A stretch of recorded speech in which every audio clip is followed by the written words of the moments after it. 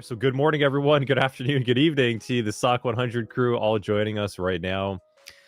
Good to have everyone here with us. Today we've got a really important stream. We are doing career prep, and we have one of our contributing instructors over here with us. We have Mr. Chris Young, everyone. Hello. Thank you for being with us today, Chris. Absolutely motivated here. Yeah, this is a really important stream. So a little bit of a background, everyone, on Chris, kind of who he is. So if you haven't got to meet him already, and he's hanging out in our Discord, he's pretty active. He loves answering questions. Chris joins us. So he's a veteran from the U.S. Marine Corps, and he's actually been pretty involved to that end. He's addressed information security requirements for joint federal operations from entities of the U.S. Department of State across Department of Defense. Post-military service, he's been leaning on his 20 years of experience in SEO, so search engine optimization. He's got a strong background in portfolio building, marketing, brand building yourself in this end, and he's got his lens kind of fixated on cybersecurity, and he loves it. He's been studying a lot. He's done a lot to contribute to the scene already. He's performed at talks and conferences. He was at the Simply CyberCon as well too. He's doing a lot of great stuff. So that's a little bit of an intro from my end to him. Chris, I'll hand it over to you if you want to kind of introduce yourself and say hello to the chat as well. Kind of build off what I said if I missed anything. Yeah, absolutely. Thank you so much. Just to give you a little bit more transparency about me, I like to be honest and upfront. So as you're going forward in your career, don't be ashamed of where you are. One of the biggest concerns I've noticed of people getting started, they're concerned about being presented as a newbie, somebody who's entry level, somebody who's concerned saying, hey, I don't have enough experience. We already know that the job market is rough. I've masterminded with heavy hitters who have been in the space for 20 plus years even. You know, some of them while they were like 15 years old hacking stuff, you know, back in the day. And if you think 20 years ago, like technology was radically different. It's nothing like what you have available here. So to have somebody from that lens identify that the job market is rough, don't think that it's you. Okay, give yourself some grace. Understand that you're going to go through some hiccups, some trials, and today is really all about taking imperfect action. And I've said it a lot in the recordings. I've gotten pretty close to 10. I'm about 8 hours of video training for you, which to some people they think, dude, it's a portfolio. How hard can that be? Well, if you've never touched building a website before, or you're not familiar with some platforms, for those of you who have built any sort of a website, whether it's a drag and drop builder entirely from scratch or from code, there's a learning curve involved. No matter where you are, there's still some orientation regardless of where you're building a website or GitHub or building something from scratch. So today really is all about imperfect action. Here's what I mean. When you're a pen tester, an ethical hacker, one of the biggest concerns is having the answers in front of you. You want to know exactly what the big picture is and how your next step fits in that big picture, because the last thing you want is to DDoS a network and now have an entire division of a company down for a day while the networking team tries to get it back up. That's hard money lost from the company or otherwise not invested. So this training today is not in that realm, okay? And instead of looking at this in a binary right or wrong, like a lot of people in the computer science field, cybersecurity or IT minds, there's a place and a time for everything. And there are some places where that is appropriate and suitable. Not here, not today.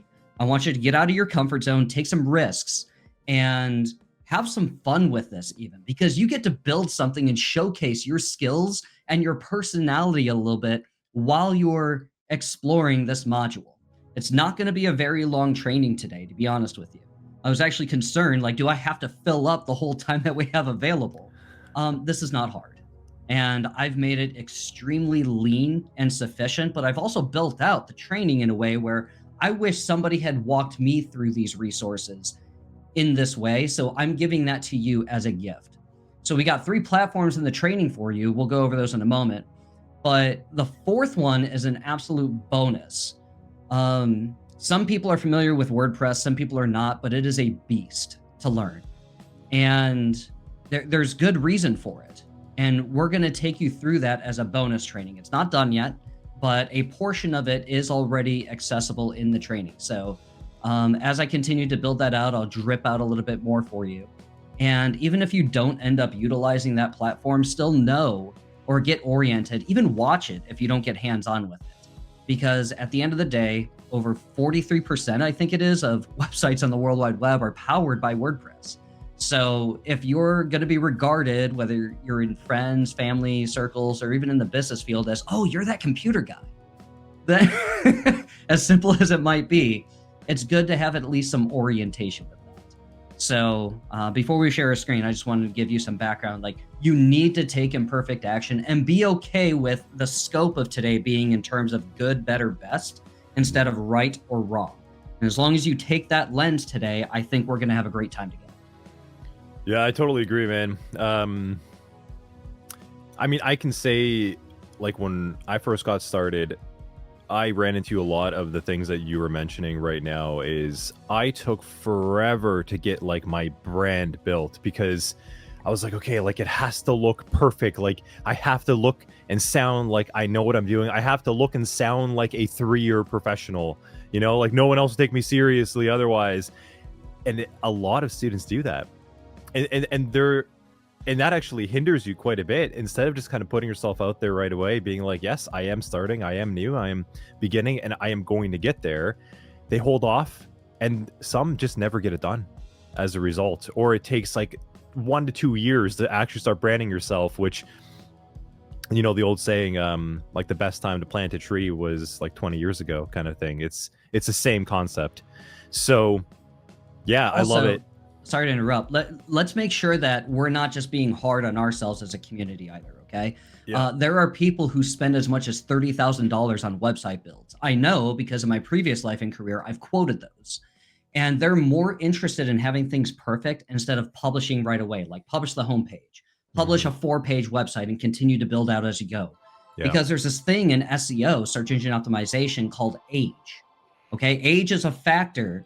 If you're competing with somebody who's been online for 20 years, they have a little bit of a favor to them.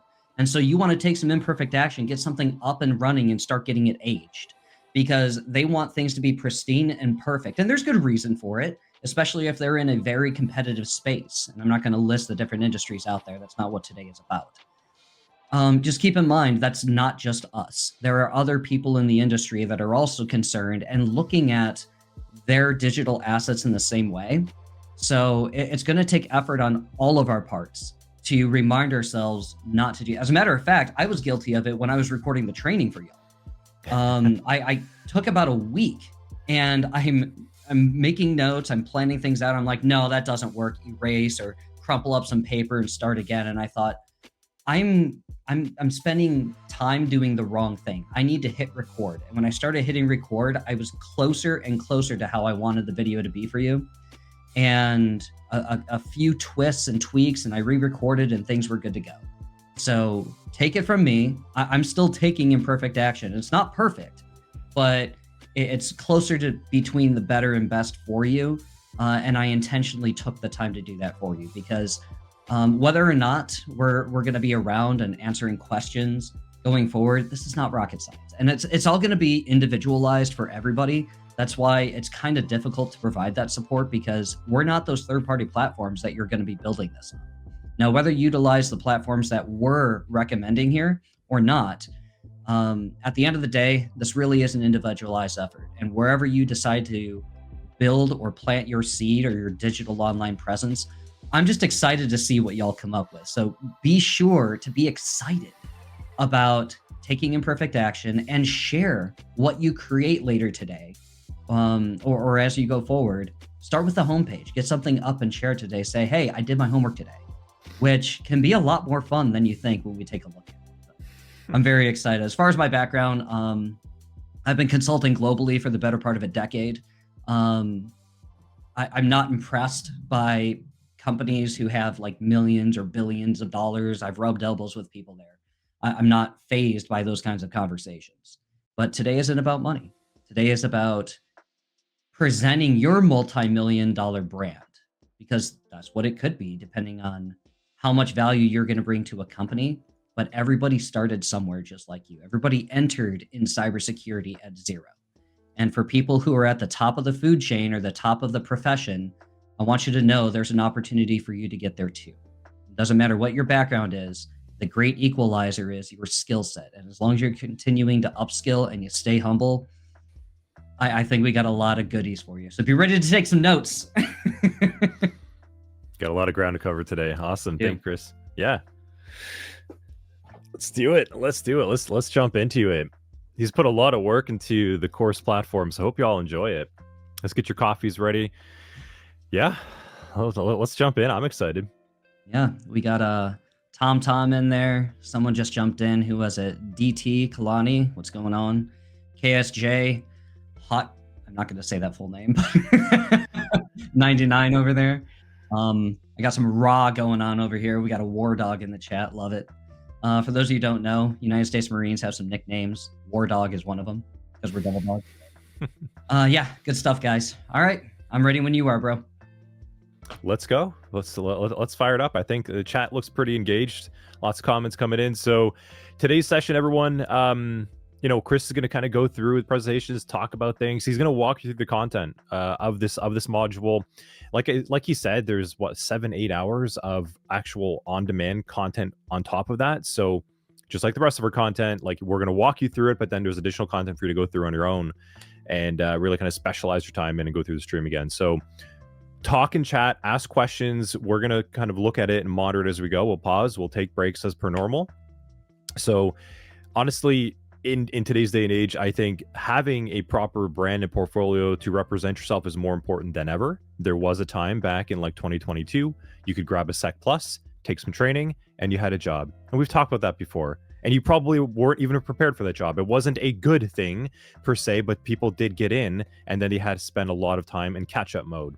The market's corrected itself now, though, and it is not the greatest time to just kind of pop into a seat, as what Chris was sort of alluding to. That 20-year professionals are also noticing this too, and we all notice it. And that differentiator of getting yourself recognized is this: it's building your brand, networking, connecting with others, and getting noticed. So this is a really important lesson, and this is why we're including it. And we've got one of the best over here, Chris, to walk you guys through it. He's got a lot of knowledge, and he knows how to get in the front and center with content. So he's going to help you effectively learn what's in his head. So off to you, man. Absolutely. Thank you. So we're sharing our screen. Things are good to go. Type in the chat if you can see this okay. We got 4 columns here. Even though we were talking about these in terms of sessions, this was just a rough sketch of what we were excited about bringing to you. So drop in the chat. Give me a yes or a no if you can see this. Want to make sure that we're clear. We were also playing with some Zoom just to make sure that you're able to get a little bit more clarity in this. Yeah. Sometimes it's a little too close for comfort, but this should be good to go. All right. So in the program that we have inside of the video training, you can still hear me okay, right? Quick audio check. All right, cool. So in the program, we have 4 platforms here. We have Weebly, Snaps, GitHub, and WordPress here. For the sake of today, we're narrowing down the scope just to 3 of them. So we're only going to touch 3 of them today. WordPress really is a beast when it comes to video training or getting oriented. For people who are not familiar with it and they just want something quick, it can be a little bit more frustrating. For people who are more the tinkering type, they love WordPress because it's low cost. We're going to show you some free options today. Okay, so put your credit cards away, nothing to buy today. If you really want to spend some money and you want the most white box, sandbox opportunity to build a custom platform, by all means, go ahead and spend the money. We're not going to tell you no. This is all individualized. It's 100% you. But these platforms today, we're introducing a free angle to you. And who doesn't love free? Let's face it. So this is the plan of today. We're going to do a presentation first. So we're going to get that started. I don't know if you have the ability to drop links in the Twitch chat. We have a few PDFs that are also in the training. They were just fresh uploaded today, so I know they're correct in there. You're going to have a walkthrough PDF under either the first or the second video in each of the training modules, one on Weebly, one on Snaps, and one on GitHub. There is a video in there too to walk you through just in case you need it, but the PDF should be good. You can download those PDFs, and in between our sessions here and during a break, you can go ahead and register for free. So if you want to follow along, if you have a couple monitors, or you have another laptop with you, feel free to follow along and try and get some hands-on during the presentation, but you should still be fine just watching this presentation. I'm gonna walk you through some stuff. And like I said, this is not rocket science. It's just a little bit of orientation going on. So that's part of the focus of today. So the first platform is going to be Weebly, and this is over at Weebly.com. This is hands down the quickest, simplest way to get a down and dirty presence going. And I say that lovingly because, again, today's theme is imperfect action.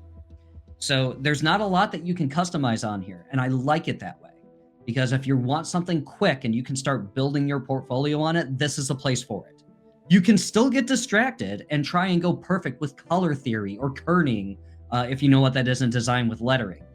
At the end of the day, this is the simplest thing to do, largely because there's not a lot you can customize. And I like it like that. They still have some global settings, you'll learn, but this is the place I would recommend if you want it simple. Now, if you want the customizability of a website, like WordPress without the limitations of Weebly, there's a platform called Snaps.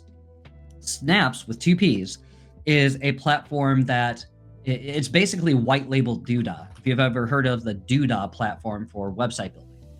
And this platform is designed to give you a little bit more customizability, but with the more customizability comes more orientation, more distracted possibilities of being distracted, I'll say that. And I'm just really excited for you to be able to get hands-on with this in the back end and say, you know what, I really like this. Or you can say, you know what, this is too distracting, it's not for me. Different strokes for different folks, right? So that's why we deliver these 3 platforms to you. And we'll later on in today, we'll at least go in here, we'll get you some orientation, and you'll probably have a good feel of what you want to try today. And then the third platform we're going to go over is something called GitHub. If you're familiar with this from, tinkering a little bit, GitHub, I really like in terms of coding. When I was building a SQL portfolio, SQL, for those of you who are not familiar with it, a SQL coding language is more of a query language. If you've ever prepped for data analytics or you've tried to query a data table, that's very good coding language to get something quick. I like to go quick and easy. And this is a great opportunity for you to showcase Python, SQL, if you're doing any coding projects. If you want to contribute to a project, this is a great place to mastermind with other people across the world. In fact, when I was getting started with a veteran-specific cybersecurity community, I got to volunteer by customizing a repo, what they call a repository on it. And again, I'm not trying to insult anyone's intelligence. I'm trying to make this accessible for everybody, both the people who are familiar with it, maybe some people this might be new for. Okay, so that's why we're taking the time to do this, not trying to insult anybody. If anything, this should be a good refresher for you. So as we go forward, the WordPress website platform that we're going to be addressing in the training is going to be wordpress.org, hosted at SiteGround. Now, they're not, none of these platforms are contributing or sponsoring today, that I know of anyway. So we're not trying to send you over here and say, oh, whatever kind of sale might be on this page. That's not the point. Over here, you'll see something called shared hosting. It's web hosting, and they have some pricing. As far as I know, this isn't free. However, once you get a premium account, you should be able to get something up for free. So I've built this training around not having to buy a domain name. If you want to go to a registrar and get a custom domain to start branding yourself, you're welcome to do that. Just understand that's more money out of your pocket. They're reasonably affordable, but today isn't about spending money. So I just wanted to walk you through the different platforms that are in the training. And then I'm building out the training based on getting you oriented in these different sections. So if you follow along in the training, you should be able to find what you're bringing into the platform to at least get started. And originally, we didn't plan to have this in here. This was just going to be, you know what, let's just do the 3. But I really wanted to over-deliver for you and at least get you started and hands-on in here if this is something that you want. If you don't want to get hands-on, you don't want to spend money, that's totally fine as well. at least you can watch the training and have some orientation for that. And I just used orientation excessively. Okay, cool. So any questions about today's process before we get into a big lecture here, which is about how to go and do what I did in 8 months to go from absolutely nobody knowing you to getting known in cybersecurity? Do we have any questions? Got one over there from Doug. In the meantime, so for his website, he's using Bluehost and WordPress backend. What are your thoughts on that? Yeah, so Bluehost is like SiteGround. It is a web hosting platform, right? And then you're going to install a WordPress website on there, right? So think of WordPress as the editor. It's almost like Weebly. Weebly is also a drag and drop editor, right? So you have hosting, and then you have an editor inside of web hosting. Here's the difference. WordPress, oftentimes you can download that file with a special plugin, and then you can go somewhere else and upload that to different web hosting. So let's say another WordPress web hosting platform, I'll drop a few names. If you go from SiteGround to Bluehost, or from Bluehost to Namecheap, or Namecheap to GoDaddy, right? These are web hosting platforms. You can also buy a domain name there. A lot of them double as registrars. So you can register a domain name from a registrar. They have the ICANN connection, all that jazz. It's totally fine where you go and learn this. That's why I said it's very individualized. Just keep in mind, you are responsible for understanding that. And one of the reasons I stay away from WordPress, even when I was dealing with business owners, is because a lot of them, they'll buy the website, but they don't want SEO, services on a monthly basis on the back end. They just want it and they want to deal with it on their own. Cool. Happy to help. Let's get you somewhere where it's not a big learning curve and you can get hands-on. We're talking blue collar folks who don't even understand how to put up a website or how it ranks. They just understand a ringing phone. And I know because I've spoken with a lot of them. And I'm not insulting that industry. A lot of them are very brilliant and smart. It's just a lot of times when I'm on sales calls with them back in the day, they would say, "Oh, it's that computer stuff. Yeah, I don't get that. I just want leads. I just want sales." I'm like, understood. I can work with you on that. And so they would hire me. They would have me do that on the back end. But sometimes they would say, "You know what? I want to do something else, but I still want that." I'm like, cool. But in order to hand it over, sometimes I would need to make a training video, and that just became exhausting. So I'd rather just set them up on something that's so intuitive and maybe make a video or two to say, here's how you drag and drop and edit this stuff. Best of luck. You got it. I'm available if you need something. And oftentimes they came back. They're like, you know what? This was still too much for me. I didn't want to deal with that. And that's cool too. I want to meet people where they're at, which is partly why we formatted the training the way we did. I wanted to meet people where they were at. And if you're proficient and you can figure it out, maybe you don't have to watch the whole training. You can just start putting a published portfolio online. So hopefully that answers the question, Kalani. I said also what? Also, when you have time, what do you think of my site?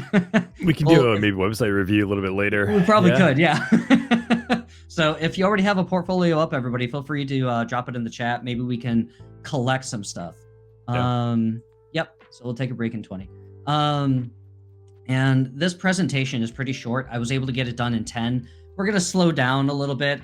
When I did the presentation initially, I was talking like a racehorse. So we'll slow down a little bit. But I don't see any other questions. So let's get cooking.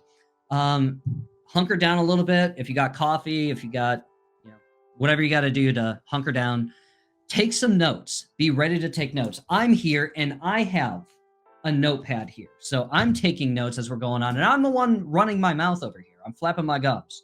I also have an iPad over here just in case my pencil and paper run out of batteries. Scratch that, reverse it. Cool. Okay. So can you see my slide? Can everybody see my slide? You're good. Make sure we're engaged here. No portfolio as yet. That's fine. Good to go. All right. I'm starting to get some yeses. Rock on. All right. Here we go. So this is a presentation how I was able to get connected, invited, and referred to events. Now, the beginning of here is going to sound like I'm patting myself on the back. This is not to pat myself on the back. This is to convey to you what's possible because I was able to do it.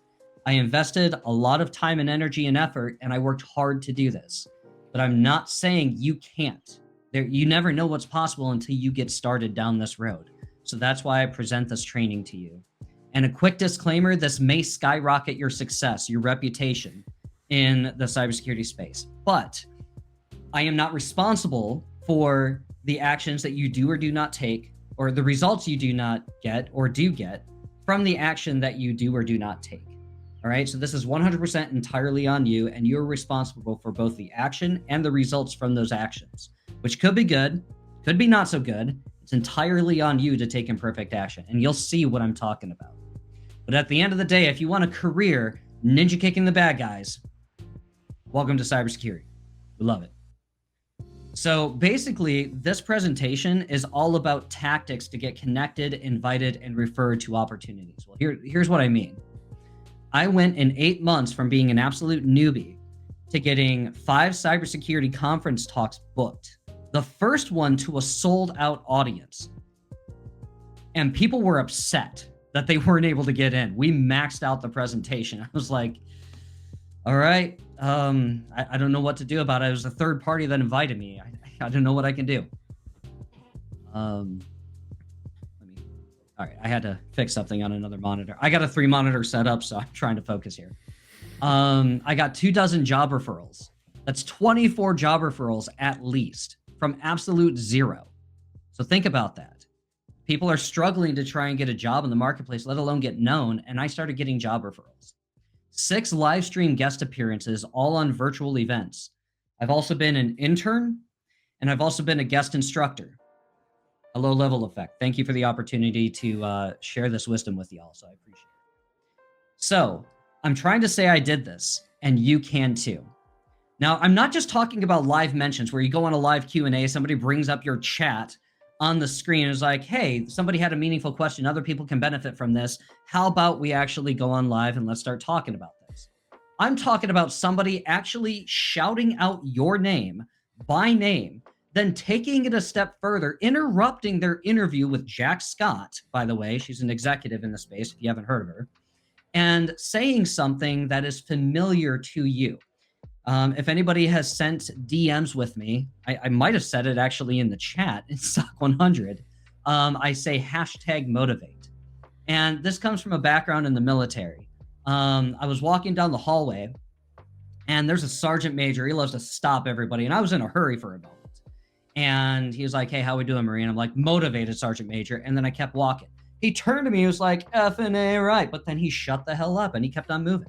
I'm not telling you to shut up. Don't take that away from this conversation. What I'm saying is I'm amazed how many other people in the marketplace outside of the military hear me say motivated when they ask how I'm doing. And that motivates them. They get excited for that. How do you react when you hear me say motivated? If you ask how I'm doing, I say I'm motivated. What if you started telling that to other people? What if this became like the 6 degrees of bacon, I think they call it, and everybody that I touched started saying motivated, and then everybody that you touched started saying motivated? This would be a motivated world, wouldn't it? A lot of idiots saying motivated, I guess. I'm not calling y'all names. Don't worry. But the point being, somebody who has live streams can probably shout your name out on live stream. Maybe every now and then you could be invited to events like the inaugural pilot episode of Backdoors and Breaches Live over at Black Hills Information Security. The famous Jack Scott, she actually posted something on LinkedIn. She was, you don't have to read this, I'll tell it to you. She was venting about the frustration she had when she just connected with somebody and immediately afterward, they asked her for something and she got frustrated. Then she dropped my name as an example of what should be done and said, you know, he didn't ask for anything. He just gave value. Really, all I did was ask her if she was cool with me submitting her name for an award. So I came here asking, you know, are you okay with me doing this? I was probably going to do it anyway. I was more asking, like, just letting you know I'm doing it. Maybe I was asking permission. I don't know. But that's the approach that I would take. Think about this, and we'll touch on this later. When you send a LinkedIn connection request, that is a request. You're already asking for something. Don't follow it up with asking for something else. Let it sit for a little while. We'll address that in a minute. Later on in that same LinkedIn post, the author of the Phantom CISO, shouted me out by name in the comment section, and then Jack Scott actually reacted favorably to it. If you don't know who the Phantom CISO is, he's very reputable in the OSINT space. He's also a pen tester. He is very knowledgeable in cybersecurity. He's been around the space quite some time. When I posted about getting accepted to speak at Simply CyberCon, I built out my LinkedIn connections and my audience to such a degree that now, within an hour, I started having engagement, comments, likes, impressions, and I started having people who have seen me talk before say, you know, I'm sure this will be as exciting as you talking at ISC2. So there's exciting opportunities for you. Now, every now and then, this doesn't happen all the time, I'll have a lot of reactions and replies to comments that I make on other people's posts now. So it's really exciting to have that opportunity as opposed to crickets on LinkedIn. Okay. And then every now and then, if you continue to give to the community, somebody will probably drop your name and say, you know what, you have a servant heart, a servant attitude. I'm really appreciative for what you've done. And he's actually somebody that I helped to get out of their shell in public speaking. And he actually spoke for his first time at a cybersecurity conference after working with me for a few months. What I'm trying to say is, just like a city gets built over time, you can improve. And who can get better? Anybody. Anybody. You see, success actually has a pattern to it, okay? See, nobody knew me in January of 2022. I got off active duty in 2012, and for 12 years, I was in higher education. I said, you know what? I got to shift. I got to pivot. And I got to work this out. Hey, Abby, how you doing, bro? I see you in the chat. You can't get away from me. So, it would be 23 months before I could actually find a community. Now, here's what I mean. Even January 2022, I didn't have all the resources you have today. I don't know how you found SOC 100.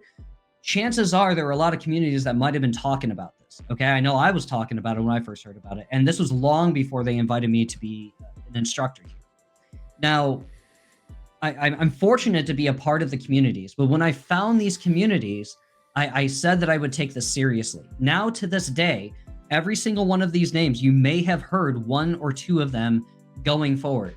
Every single one of these are working in cybersecurity. They're executives or they're speaking internationally. They are known and they have earned their spot in cybersecurity.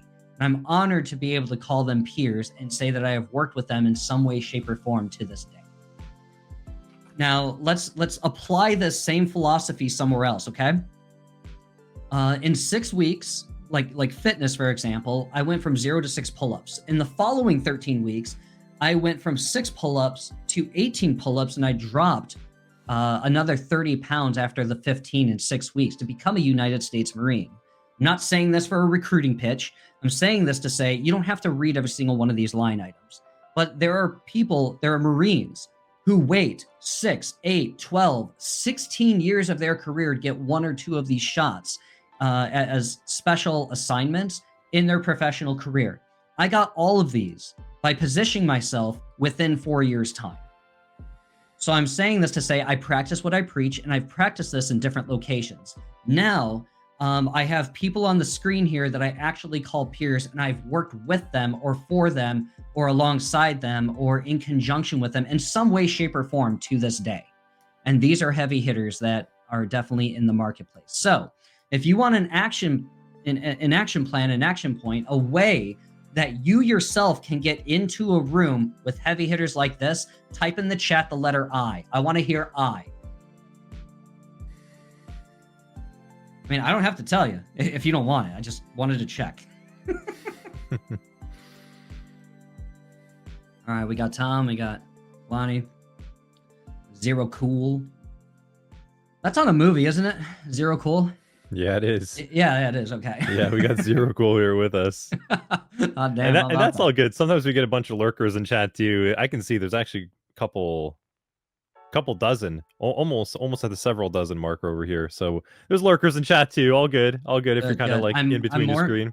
I'm more interested that you're taking notes. So if you're not chatting because you're busy taking notes, rock on. I just want to make sure you got that. All right, make sure you're taking notes here.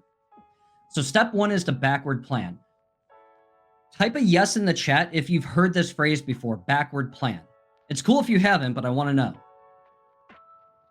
I'm going to keep this going, but go ahead and engage in the chat if you have heard of backwards plan. So here's what I recommend. You got to first find what you want in cybersecurity. If you haven't looked at the different professions, there's a lot of subcategories in the overarching umbrella of cybersecurity. Find what you want to do, then manage your expectations. See if that's really what you want to do. Because if you're not okay filling out all those reports as a pen tester, maybe ethical hacking is not for you, and that's okay. Other people love being a professional digital door kicker and kicking in web apps or networks and saying, ha, I got in. By the way, here's a vulnerability. You might want to patch it. And I actually know a guy who doesn't have to think about how to fix things. He just kicks in doors, makes note of it so that they know how to repeat it. And then he hands it over to the blue team, and the blue team figures out how to fix it. So that's a pretty nice gig. And then once you figure out it's something you want to do, you need to take action, imperfect action. You need to do something. Well, we talked about backward planning or reverse planning. So type in a letter A in the chat if you think that in order to get busy, you have to do something right now, even if you don't have a perfect plan. And then type a letter B if you think you have to have a perfect plan before you get started, okay? There's no right or wrong answer. I want to know in the chat, type A or type B. Do you have to have a perfect plan before you get started, or are you okay taking imperfect action and figuring it out as you go? All right, we're getting some responses coming in. Okay. This again, you don't have to give an answer of what you think I want to hear, okay? I want to know genuinely if you think you have to have a perfect plan. There's no right or wrong answer. All right, so we got a lot of A's coming in where you just got to do something right now. All right, so my recommendation is to do something right now. Okay, remember, we have a separation here. People who are in computer science, I get it. You want the perfect plan because you want to have something that's lean. You want to save money. You want to save time. You want to get from A to B in the shortest time possible, or in the most efficient way possible. This is not that case because everything here is individualized. So it's all about taking imperfect action. Someone said, I know I should just do something, but I would do B. Okay, thank you for the honesty. Thank you for the transparency. And you're probably not the only one in this presentation or going forward, whoever's going to hear this, that's going to be thinking that way either. And that's okay. But I implore you to start thinking about taking imperfect action, because you can reverse plan all day and you can think about it. I was speaking with a pen tester who wants to open his own firm. Totally cool that he wants to sit back and think about things all day. But while he's busy thinking about it, likely I'm reiterating 3 or 4 times, and I've already found a faster way to do this. So I highly encourage that you go forward with an imperfect plan and fix it on the move. Write that down. Fix it on the move. That is a Marine Corps term, because if you're humping, which is what we talk of, like hiking with a backpack on, we call it humping. So if you're humping because you have a big fat hump on your back, and whether you have 100 pounds of gear or 50 pounds of gear and your strap breaks, no one's stopping because your strap breaks. You got to figure it out. You got to fix it on the move.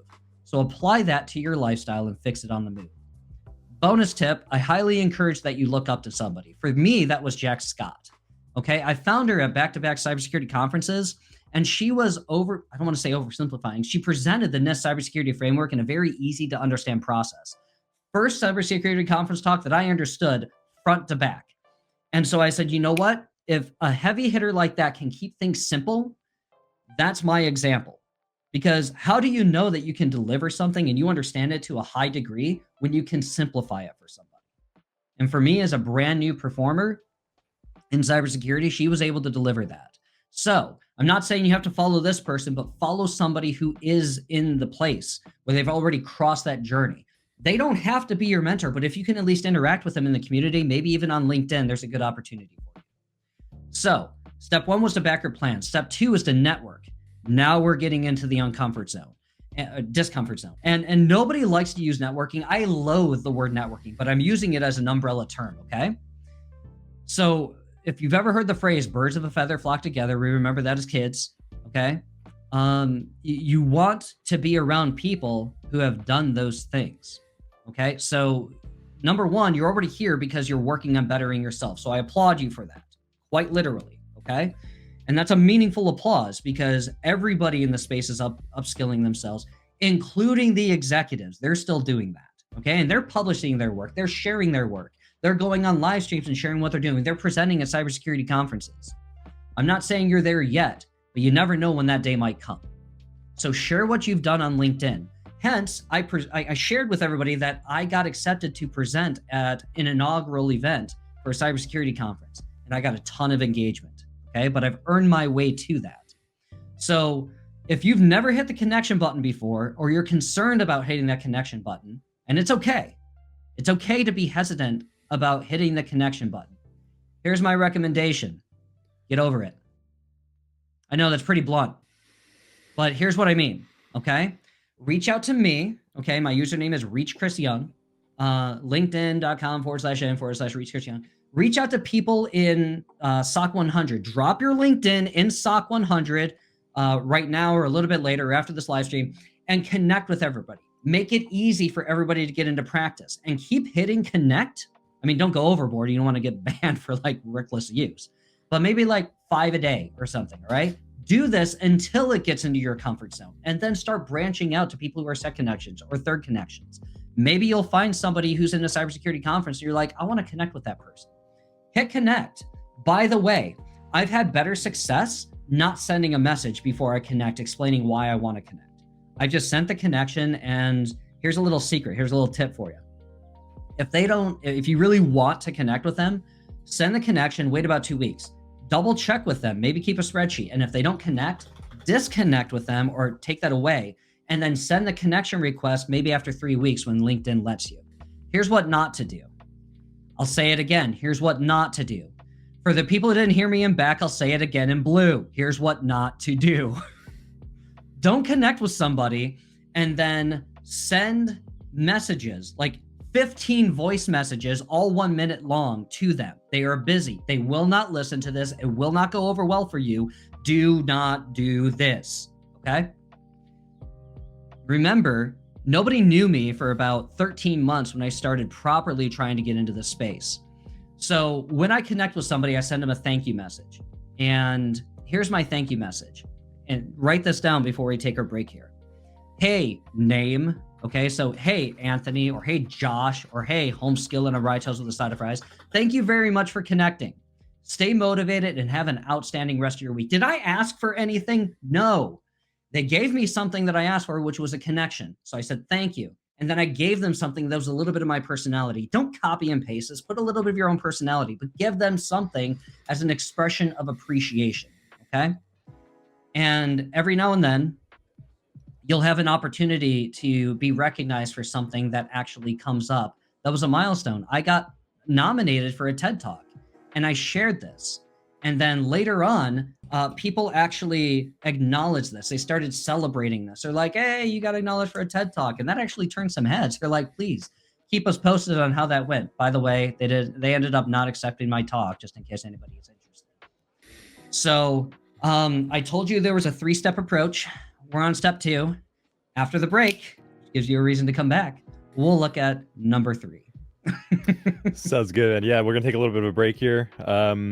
It's just real quick before we do that. I want to highlight something super important that Chris is trying to get across to all of you. If you're just going around LinkedIn and you're just like spamming connect requests and using it as a platform, or hopping in Discords, whatever it might be, and just basically using it as a floor to talk about yourself to others and try to get something from people, you're going to be very, very quickly disliked and disregarded. And what Chris is trying to say over here, like when you reach out to someone, you're immediately asking something of their time. So you have to be really respectful and mindful of that, and don't overdo it. So you might sometimes hear people like, yeah, just like connect. That's actually the worst thing you can do, just to kind of spam it around. Like what Chris is saying, you have to make it meaningful. It has to be useful and relative. Like you're reaching out to them. It has to be a personalized intent. And that's why he's saying like do less, which will equate to more, as opposed to just trying to connect to every single LinkedIn member you can in like one day. That's a quick path to just being disliked very fast. Could not have said it better. So I really want to highlight that before we take a break. Just like think about that as well. And I'm sure you've met people like that in your life, right? In chat, I'm sure you've met people that just like every time you talk to them, it feels like they're just trying to use you or like take something from you, or like you felt like you're at a loss. So yes, as Doug's saying, it's a relationship, right? Like, how do you two relate to one another? That's what the connection request is. So cool. Awesome. I'm loving all this. This is so important to be able to understand this stuff. It's not all just about the technical. It's not just all about learning how to triage windows and PCAPs. Like that's important, but it's also about building connections and doing something useful as well too for the community yourself. So okay, cool. Let's take a break. I'm gonna slap on a little beer at back screen. Gonna cut off our cams, and then we'll be back in like maybe 7-ish, 10 minutes. I'm just gonna put a little beer back statement in the chat. Gonna pin that. And as a quick tip, get up. Get up, stretch your legs, move around a little bit, stretch if you gotta, work those calves, the second heart, and be ready and invigorated because we got a lot more notes for you.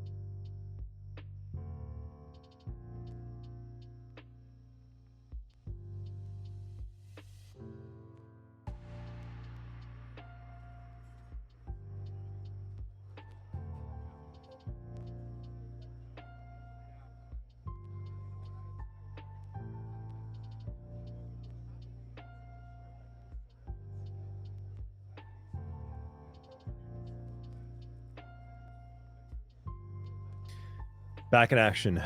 It's time. It's time. Welcome back, everyone. Hope we're all enjoying the chat so far. Good little presentation, getting you thinking outside your comfort zone. Thinking about, you know, what can you do? What can you do today? How do you get one step closer? Just trying anything to get yourself out there and connected a little bit more noticed and recognized.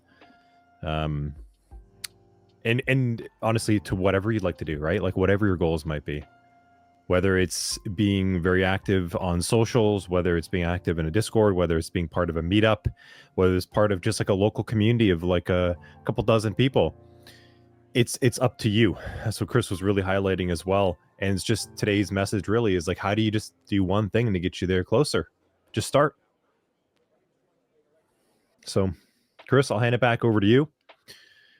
And let's jump into it. All right, quick sound check. You can hear me okay? Yep. Awesome. Outstanding. So if you're just coming back, settle in, refocus, get your notepad out, do what you got to do. Okay. So as we're easing back into this, okay, we talked about building your personal skill set, upskilling. Okay. And also networking, which is where you're sharing what you're up to. You're sharing what you're doing. You're sharing what you're learning, your perspective. You're demonstrating how you're growing, which is whether it's a portfolio or you get a piece up. If you're doing writing, that's fine. If you're doing video content, that's fine. If you're doing both, that's also fine. Okay. What I don't want to say it's fine or not fine, but in terms of good, better, best, sharing that conversation on LinkedIn is probably best. Let me give you a little bit of context from a business angle. All right. I was speaking with somebody a few months ago who is a millionaire. Now, in the world of business, they keep scoring money. Okay. Other industries like cybersecurity, they might keep scoring a different way. Like, hey, I can defend a door. And then a pen tester's like, oh, I can kick that door in. How are you going to fortify it now? Right. So just think of that. All right. In terms of getting to that different level, the next echelon, if you're keeping score, from a friendly, competitive kind of space, right? Really the difference between any tier in any industry, whether it's business, whether it's IT, whether it's sports, really what it comes down to is somebody having a level of consistency to which they're doing something. Okay. And I've noticed this in my own life, things that I've done. I was a world champion drummer. Okay. I've been in world championships. I've done a lot of different things. Within a year's time, I went from absolutely no person knowing me in the springboard diving community to winning my first gold medal and having about 3 titles under my belt by the end of that, about a year and a half in. Again, I'm not saying this to brag. I'm saying this to say this is a pattern. Success is a pattern. Success leaves clues. Look at what other people have done to get where you want to go and have that success yourself. Now, keep in mind, just because it's possible doesn't necessarily mean it's going to be easy, but it's possible. And everybody's journey is going to be different. So what took them 5 years could take you 3, or what took them 3 years could take you 5. Everybody's journey is going to be different. Everybody's timeline is going to be different. At the end of the day, the goal is for you to get into whatever goal that is for you. Okay? Absolutely. We are what we repeatedly do, good or bad. Now, for people who are concerned or they're hesitant about getting involved in the community, well, if you feel that you're outside of the community, here's a question. How do you get inside the cybersecurity community? And here's my answer. You are what you repeatedly do. And I don't mean for that to sound like a philosophy or just an abstract statement. That is true, okay? You get into the community, you engage with the community, and now you are a part of the community. So whether you're connecting with people or you're not connecting with people, but you see some comments or some posts online, which by the way, the more people you connect with in cybersecurity, the more your feed is going to start being channeled towards cybersecurity people. And then you see some other posts and you start engaging in the comment section. The comment section is how I connected with a gentleman who's also a United States Marine turned cyber threat intelligence professional. And now he's more on the business side of cybersecurity. His name is Chris Cochran. I don't want to call him an untouchable guy, but he's really busy, and really busy people are hard to get a hold of. And it's not to say, oh, you need to be hard to get a hold of too, and that's how, no, I'm not saying that. But people who are genuinely busy, they are distracted by a lot of important things. And so it's hard to get a hold of them. And so I got a hold of him and I got to connect with him by continuing to post in comment sections on his posts or on other people's posts. And if it was something related to what he was doing, I would tag him and I would just say something meaningful. Okay, don't speak for the sake of speaking. Engage with a meaningful thought in the community, and that's how other people are going to engage with you, because they might find value in a different angle or a different lens that you have that maybe somebody else didn't think about. Or maybe you're the first person to present that lens on that post because you're one of the first people to see that post and comment on it. Just because you're not where you think you should be does not mean that you cannot contribute to the conversation.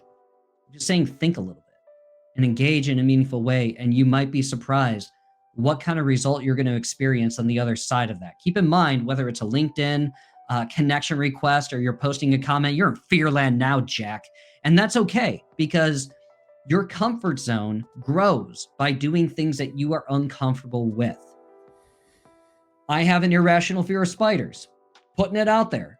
But I've been able to start killing spiders because I'm slowly inching my way toward that. Okay, I'm an adult now and I'm able to do it. But, every now and then I still have a little pause like, is that one that can, irrational fear. Okay. You may or may not deem something to be irrational or rational if it's uncomfortable. Now, you have to decide if that fear is going to be enough to keep you from your goals. And I highly advocate for you to get over past your fear and your goals.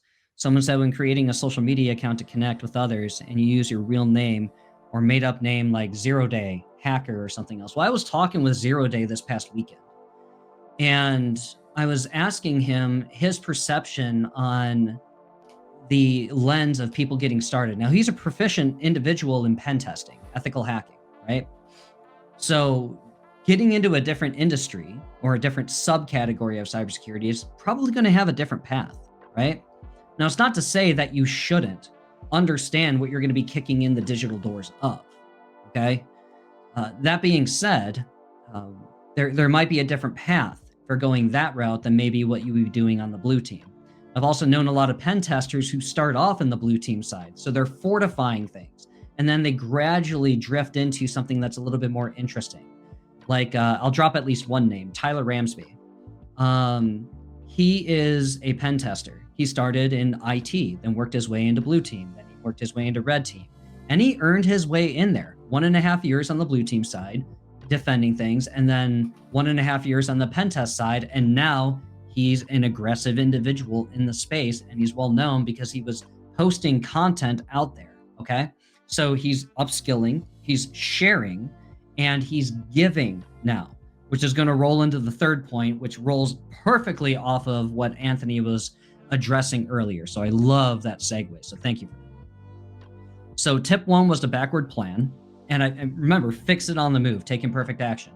Step 2 is to network, which is connection requests, engage, and communicate.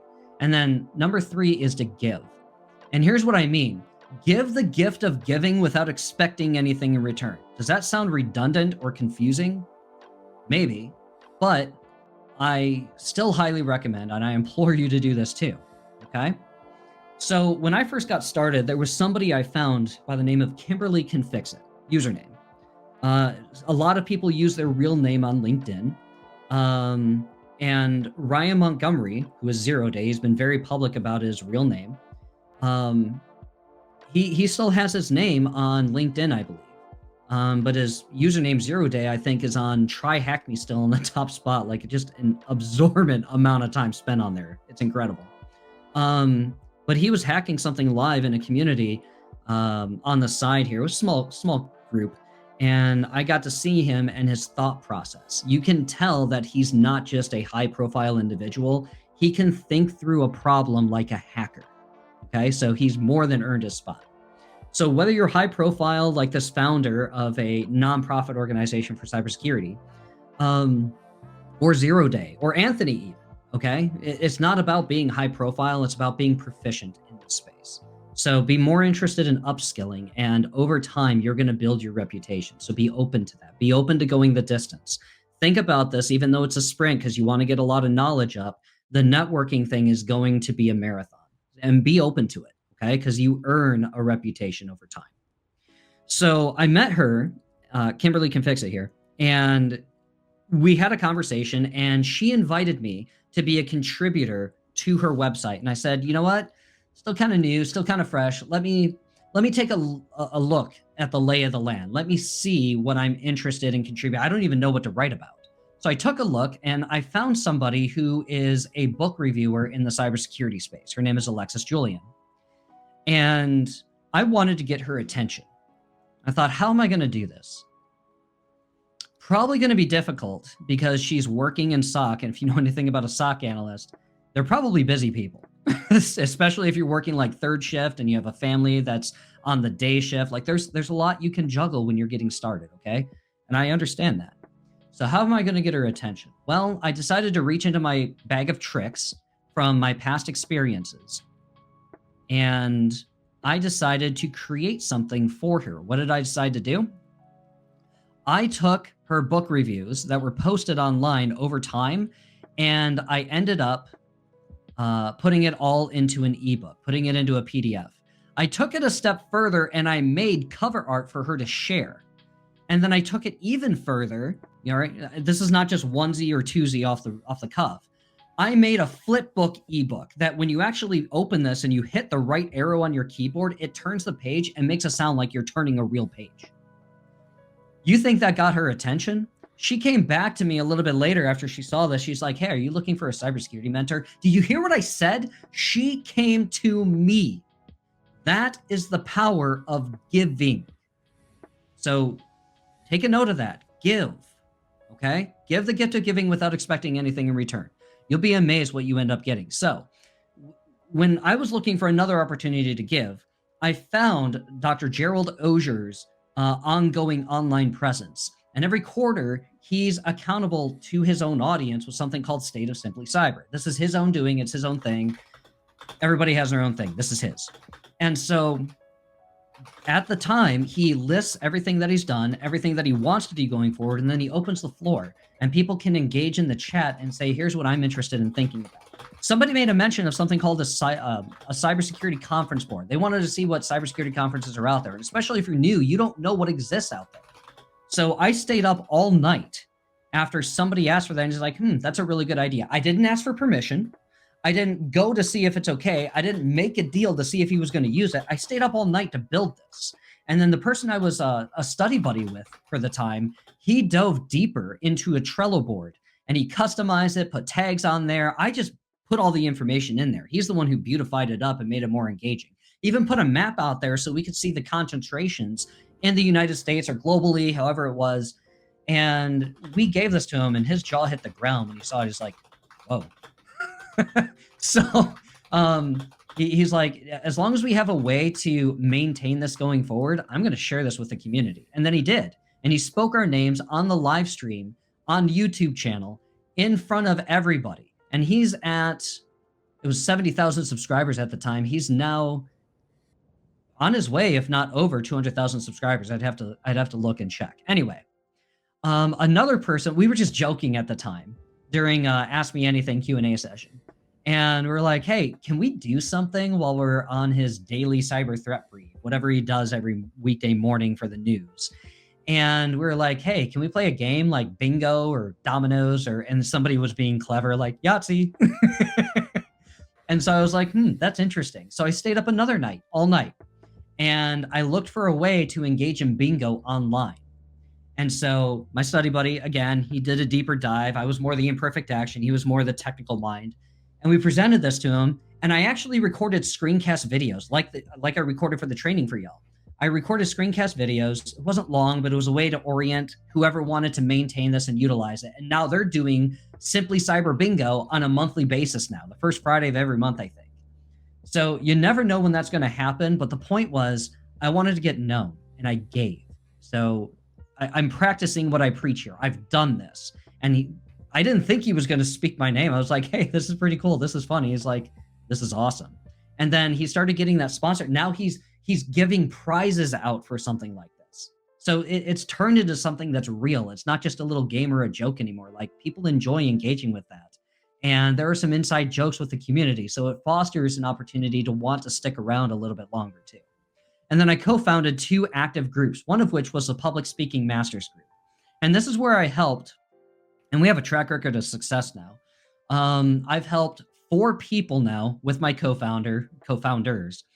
We've helped at least 4 people get into public speaking and cybersecurity conferences.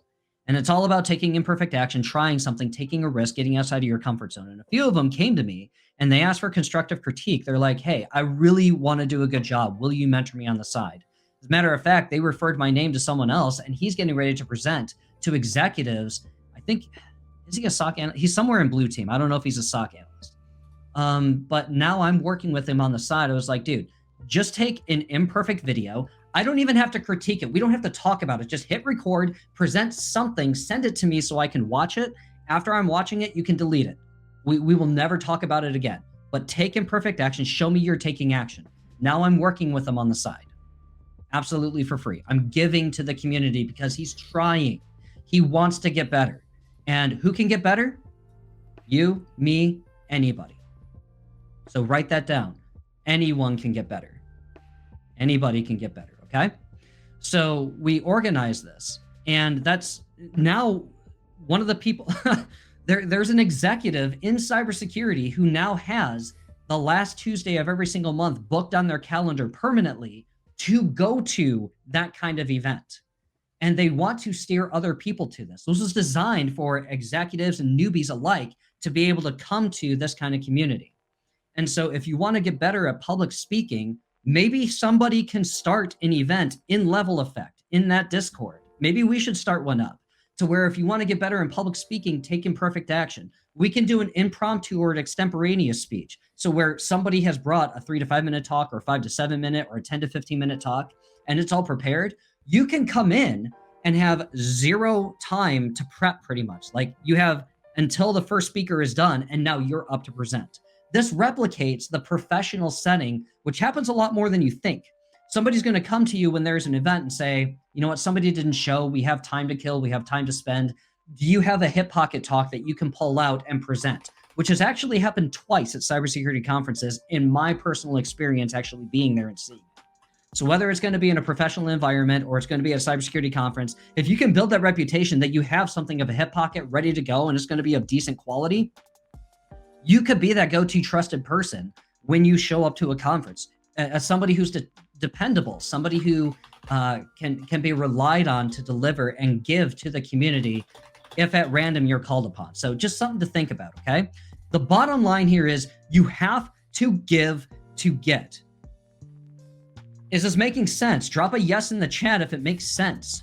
If it doesn't make sense, that's cool too. I'd rather be honest. Yeah, let's hear from the chat. Like, I think the message is really starting to hit home.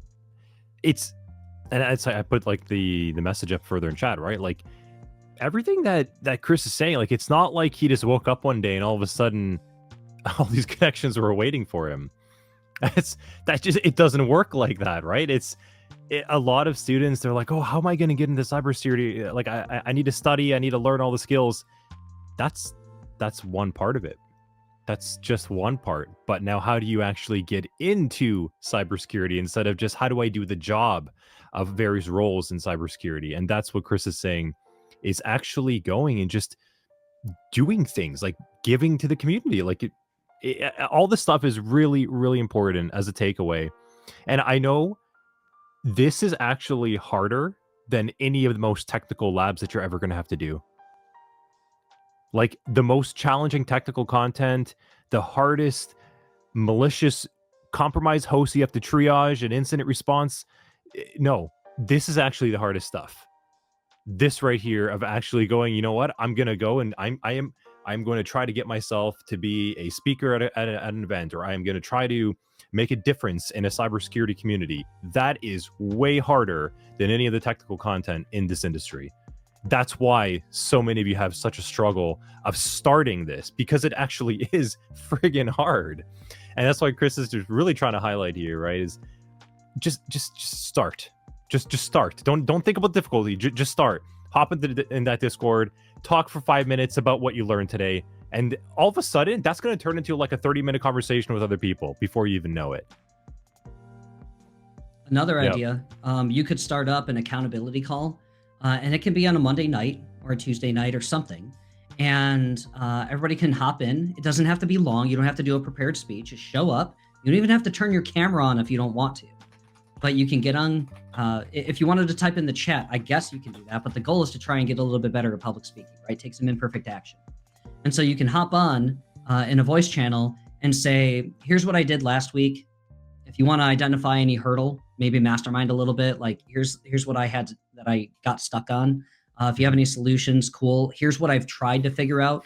Don't be the guy that's asking other people to solve it. Show that you've tried something. You know, a lot of people in cybersecurity are more interested to help somebody who's actually trying. I know you can Star Wars me all day, do or do not, there is no try. That's not what I'm saying. You know what, though? Chris, on another note too, it's not even that as well. Like that's a good portion of it, but honestly, it's we don't know what you did. Like, how can we help you if you don't know what you did? And that's why we always like say, like, okay, what examples like did you do? Any screenshot? I need like a screen recording, or like what steps did you take? Because if I know that, then I know what you did and I know what not to tell you, and then I know how to help you. Exactly. So it's also just you're helping the other person help you. So it's important stuff. And even if you don't succeed, if you stumble on something, if you failed at something, feel free to share that on LinkedIn. Yes. Share that publicly. Because if you stumbled on something, you can also articulate what you've learned, even if it's not how to do something successfully. And then maybe other people in the comment section will see that and they'll say, oh, well, have you tried this? And now you're going to get a whole slew of recommendations, maybe 10 or 15 ways that other people have explored this or tried this, or maybe they'll just relate to your pain and be like, yeah, cross-site scripting, that's rough, man. And there's 3 different kinds of cross-site scripting. Or maybe public speaking. I'm stammering over my words here. I'm hiccuping over my ideas. My mind is getting lost because I'm motivated. I'm excited to be in front of you. I'm spitting on my Yeti mic, and I'm still going to do this because I don't care. I am more interested that you're taking value from this than how I look or how I sound doing this. So getting back to the idea of accountability, just the accountability call, say what you did for the last week and then what your plans are for this coming week. And it can be a quick 30-second, 1-minute thing, doesn't take long, mic's on. You can even cover your eyes so you can pretend nobody's seeing me, like you can't see me, I can't see you. Sounds childish, but if it helps, do it, okay? The point is to take imperfect action, try, maybe one day you'll uncover and you'll actually see like people who have faces on there or people who just have little pictures or something. I'm not trying to over embellish this, but he's right, you know, and I'm going to put Anthony on the spot here. He did a live stream once upon a time about cyber threat intelligence. And I was trying to upskill and get into cyber threat intelligence at the time. So he went on a live stream and for whatever reason, the software wasn't working and he couldn't share to save his life. And so I hopped on there and I was like, hey man, I'll share my screen and I'll just scroll through it. And my mindless scrolling through actually flowed perfectly with what he was trying to do, that it became a very nice cooperative way. That's how he and I first encountered one another face to face. That's how we met. Yeah. Yep. And so you never know when that's going to happen. So be willing to contribute, be an active participant. And over time, people are going to notice that you're there, you're showing up, you're actively engaged. And then somebody might start saying, hey, I see you're going down the same rabbit hole that I am. Do you want to hop on voice channel and start studying together? Other people like to hop on voice channel like I did. I was like, I need to get my face out there. So I hopped in a voice channel of a Discord once. And then that's how I found my study buddy. He saw me on there all the time. He's like, hey, what are you doing? Oh, here's what I'm up to. But we didn't know what we were doing. Hey, what are you doing? I don't know. What are you doing? I don't know. Let's go do it again. We didn't know. But we slowly started to learn. And then we started having other people come in. That's how we found somebody who was 35 years in GRC, governance, risk, and compliance. And he started masterminding with us. He's been in the federal level. He introduced us to FedRAMP. He introduced us to, I don't want to lose you guys, but all these other acronyms I never knew existed. Then I started learning all these controls of how you fortify and build blue team security in endpoints and in networks. I was like, this is a thing? So he opened my eyes to so much, and you never know when that's going to happen. but you got to start by putting yourself out there and giving. And he's right. You're in Fearland now, Jack, and that's okay. Take imperfect action. Try it anyway. You'd be amazed what kind of connections you make. You want to go? So, like, talking about imperfect action, let's dial back a quick moment over there, Chris, to how you and I met on that. Okay, so this was back last summer, right towards the end of it. I was just like, okay, you know what? Level Effect is finally getting out of our shell of being a live service training provider. Like that, we weren't too well known previously too, because we were just doing live training to a couple cohorts per year with a high cost. Like that's a high cost. That's a little prohibitive to the general masses, right? And something we always wanted to do in the beginning since 2020 when we first started this was we wanted to get the learning platform up and built to serve on-demand, affordable, high-quality content. We knew it was going to take time to get there, and we kind of just worked our way, and we finally got there last summer. So not incredibly well known up until that point. Now, part of that launch was we looked internally like, well, let's just start doing stuff. I had no proper setup, as you could tell with Chris's comment over there. My stream blew up. Something was screwing up with the way that my Mac was sharing my screen that was creating some weird blur effect that didn't let the image show up properly. So I had to just like stop middle of the stream. Like I was just like, you know what? I'm just not even going to share my screen. So then Chris was there. He was just a viewer. He heard about it and he shared his screen. He walked through it. And then I just started to talk what I saw on his sharing screen on my live stream. So talk about imperfect action of barely having a proper setup. Chris just coming out of nowhere and then just saying, you know what, I'm going to share my screen in someone's live stream that I don't even know like who Level Effect is. So double imperfect action happening from both ends. And this was the start of a lot of things. Like let's look from how these trajectories sort of went from that point, right? Chris and I continued to talk. We stayed in touch. He heard about SOC 100 and I got to see more about what he was doing and learn more about him. I was really impressed with his capabilities and confidence and the value that he was providing to Simply Cyber, to multiple communities. And I was like, this is awesome. And I was like, he is the perfect fit to be able to come on screen and share his success stories to show you that it can be done and to be able to connect with others, and invited him to contribute to SOC 100. The other side of the trajectory with SOC 100 was the reason why we have this stream right now is because of that really terrible stream back in the summer where everything broke. That's how we have this today. That's how I have a normal setup, and I figured out that weird Wi-Fi issue that was messing up with the Quest headset the other week that was also causing a weird mic like glitch. So if neither of us just said, you know what, we're just gonna do it and figure it out more as we go and fix the bugs and tweak it, we wouldn't have the stream today. We wouldn't have this course today. You wouldn't be here in chat benefiting from it today either. And you wouldn't be learning this stuff. We wouldn't be able to help you. We wouldn't be able to help ourselves. And it all started with a really janky stream where two people met. So look, we can keep giving you examples. I'm sure we have more. I'm sure Chris has got a lot more as well too. I think we've hit the point, right? Like, does everyone get it? Please tell me. Like, just start doing something. Tell Chris and I, please, that you will just do something this week, even before the end of the month. You're gonna do something, whether it's on LinkedIn or Discord or just a person you know. You're going to step out of your comfort zone a little bit and try to provide value to someone else with your knowledge in cybersecurity. And if it really takes, something to put someone else on a different level, DM me and tell me you're more handsome than me. I'm fine with that, but take imperfect action and reach out to somebody that you haven't reached out to before. Just do it, please. Yes. Please. Just do something. It's all it starts with, is just as soon as you do something. So like Abby is saying, great people do this. John Hoy, CISO, Clemson University. Yeah, he came up, said kind of words to me like a heart attack. Now he's a great friend. Exactly. You never know what's going to happen. Hawk Arbor just saying when you do things live, like you never know.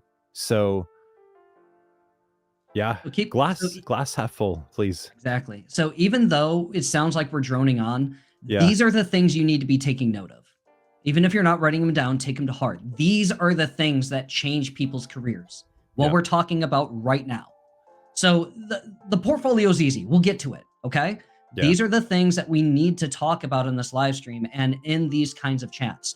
These are the types of things that our stories are exchanged. War stories of cybersecurity. Bro, remember when that entire network went down? Here's what I did. And these are the types of conversations that heavy hitters are having at cybersecurity conferences. Hey, what are you doing? Oh, here's what I'm doing.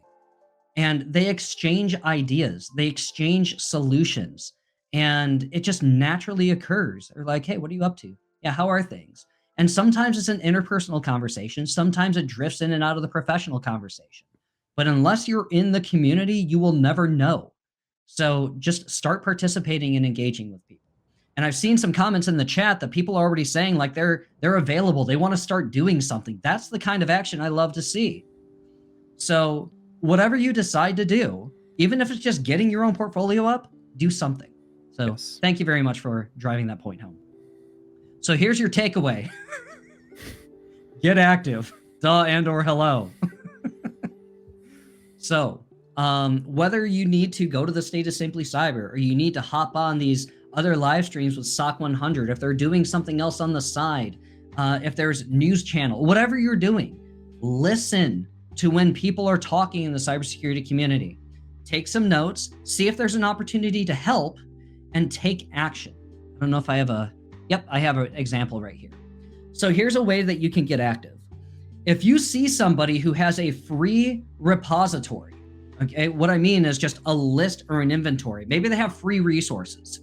Go and audit that free resource and then reach out to them with your work product. If some of the links are in error, point out to them, hey dude, you're missing a broken link. Don't tell them it sucks, okay? Be nice, be polite about it, be professional, but say, hey, I found your repository, great resources. By the way, there's some broken links here. You might want to fix it. Or take it a step further. Go find a solution, bring it to them inside of the spreadsheet and say, hey, this was broken. It looks like it doesn't exist anymore. Here's something comparable. I think it kind of is along that line. Maybe this could satisfy it. You want to take a look at it? Maybe we can hop on a live stream real quick, just quick 5-10 minute voice channel, see if that's something you want, or if you want me to go find something better, let me know. And now you're giving. Now you're making yourself available, being a part of the community. You never know when the next step of somebody inviting you to engage is going to happen. This is a prime example of what you can do. So here's your notes. Backward plan, network, okay? So you're upskilling, you're sharing, and you're connecting, and then give. Get involved. Find a way to give to people. Now, as you're going through here, like I said, this is a marathon. These are the things you're taking notes on, okay? This is the important part, so we wanted to give this up front in this live stream. There is a price to pay. I got sponsored to take the CompTIA Network Plus exam back in January. And as you can see, I spent a lot of time networking, upskilling, and even producing training for you. So something had to give. For me, that was pushing off the Network Plus exam, okay? I've rebooked it, I've rescheduled it. Maybe I'm gonna fail it, I don't know. But I think it was time well invested. Whether or not it was, I can't go back in time and try and redo this. So I made a choice, I'm at peace with the choice. And even if I'm not, I'm gonna have to learn to be at peace with the choice. You know why? Because now I'm here. He and I would have never met. Level Effect and I would never have gotten in touch. You would not be hearing from me, at least not in this context. Had it not been for taking imperfect action, putting yourself out there, sharing resources, sharing ideas, engaging with people, real people. When you go on LinkedIn, don't play the keyboard warrior. These are real people. They have real lives, real families, real work. They get tired at the end of the day. They go to bed like you too. They need to hydrate. Take care of yourself when you're going and diving down these rabbit holes. Remember to get outside and touch grass every now and then. Even if it's in the snow, dig your hand out, touch some grass, be like, I went outside. Yay, now I can go back to the computer. I'm exaggerating that a little bit to drive the point home. Take care of yourself. If you're not the working out type, go walk for 30 minutes 3 times a day. Get the hour and a half, get your 10,000 steps in. If it's cold in your environment, I actually have a living room that walks past a hallway and goes into the dining room and up into the kitchen. It's like a little U shape. Not trying to give away my position here or where my home is or the shape of it, but that aside, I'm not doxing myself. I walk that in the wintertime when it's like below 0 here. I walk that in a shape for an hour and a half and I get my 10,000 steps in. Is it boring? Yes. Do I listen to something? Probably. Or maybe I just take my earphones out and I'm at peace and I'm listening to my own thoughts. Your self-talk is important. And if you need to get yourself right with self-talk, Don't listen to something when you're walking for 30 minutes or an hour and a half. If that's going to drive you crazy, fine, intermix it. But you need to take care of yourself. And as much time as we put in here, take care of yourself. I'm not a psychiatrist. I'm not a psychologist. I can't tell you what to do. But it makes sense to take care of yourself as you're doing it. Roger that. So here's your action steps: backward plan, network, give, be acknowledge the price you're willing to pay and what it's going to take to get to that point that you want. If it's not what you want, then are you going to push out the goal? Are you going to change the timeline? Are you going to change the amount of work that you're going to put in there? I'm not trying to be this gung-ho hard charging person. I'm trying to be honest with you. So if you want to get into the room, I've just given you the strategy on how you can get into the room with people who have already earned their spot in the cybersecurity room. So my question to you in closing this presentation is this: isn't it about time that you got started?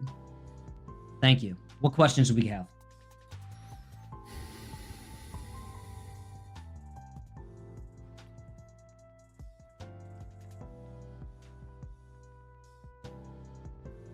Yeah, let's get some questions in the chat over here. Yeah. I'm going to scroll up a little bit, see if I can find any.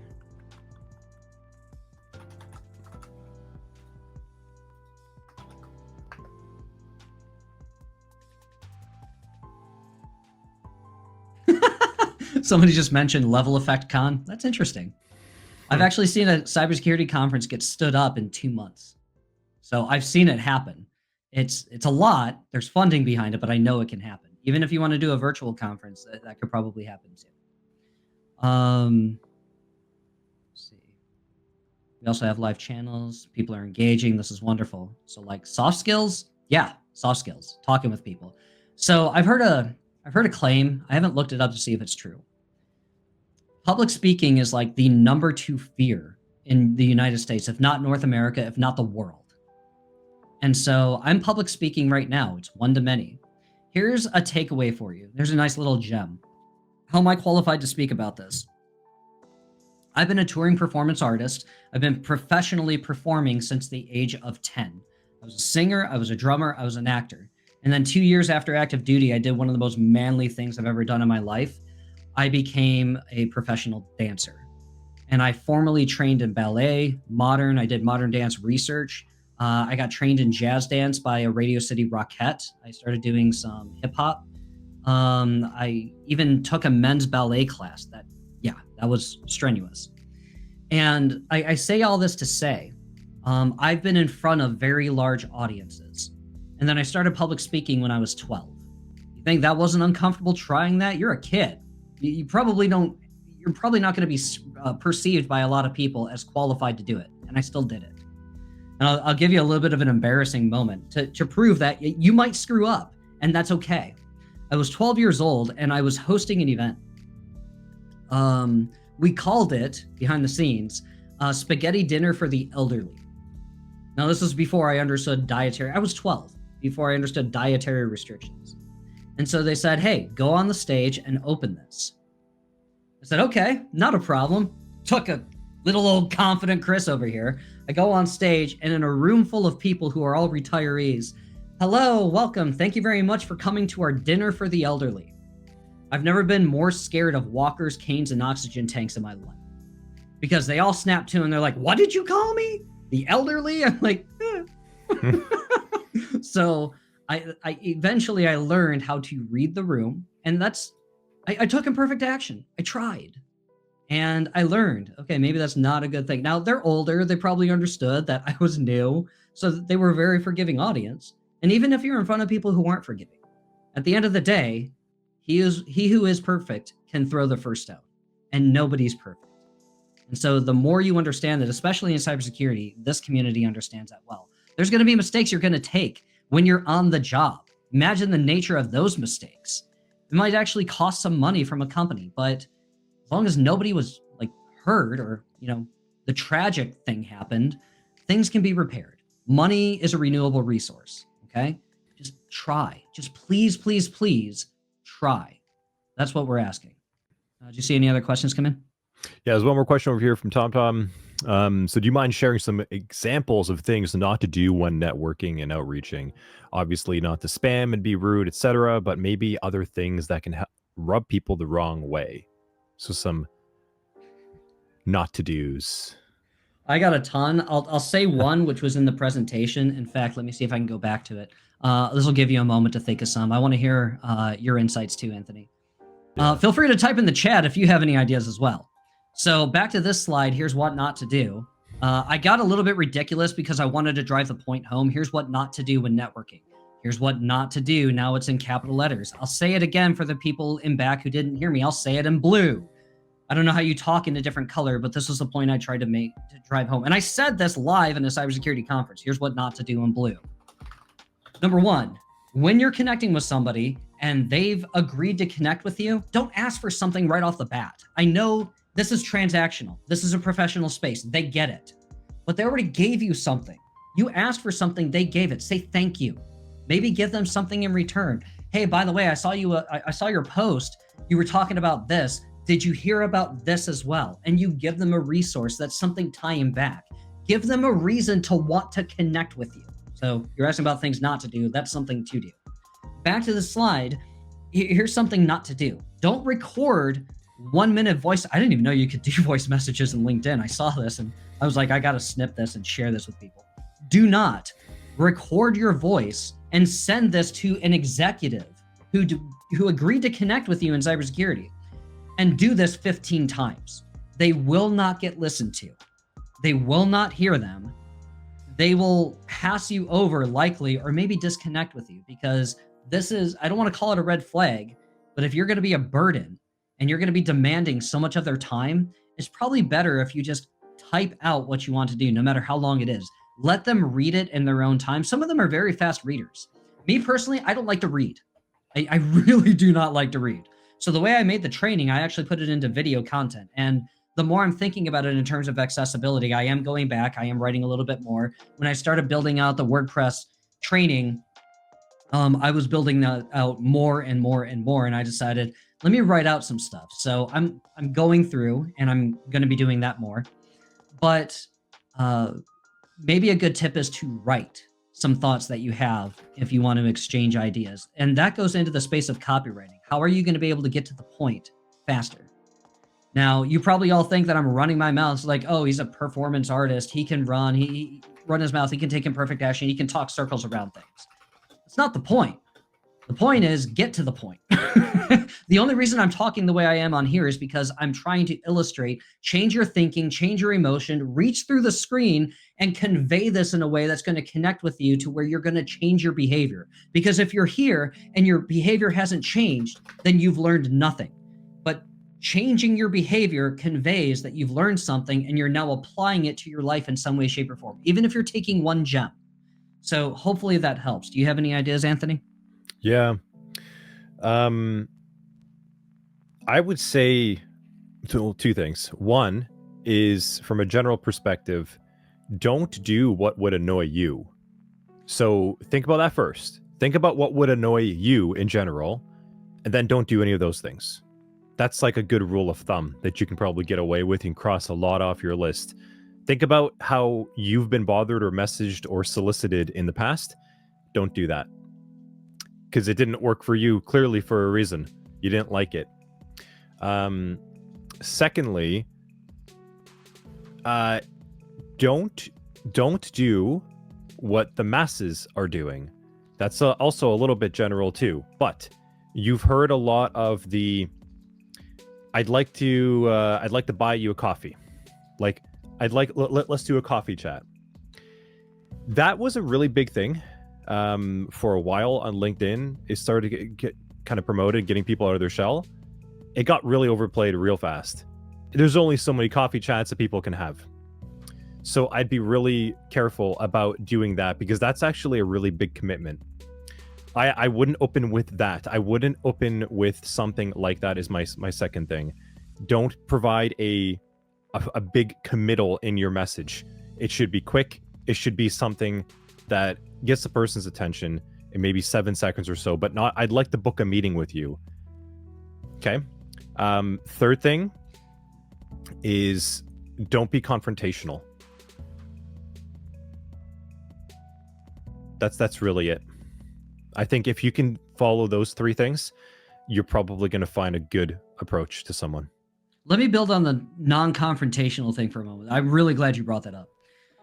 If somebody is not giving you the time of day, if somebody didn't connect with you over time, maybe they're in a sprint or a stint or they're on vacation and they didn't see your connection request. Maybe your LinkedIn portfolio or your online presence isn't built out to the point where they can look at that and see that you're relevant. You know, maybe they have a limited amount of connections. I heard there is a limited amount of connections. I haven't hit it yet. That's fine.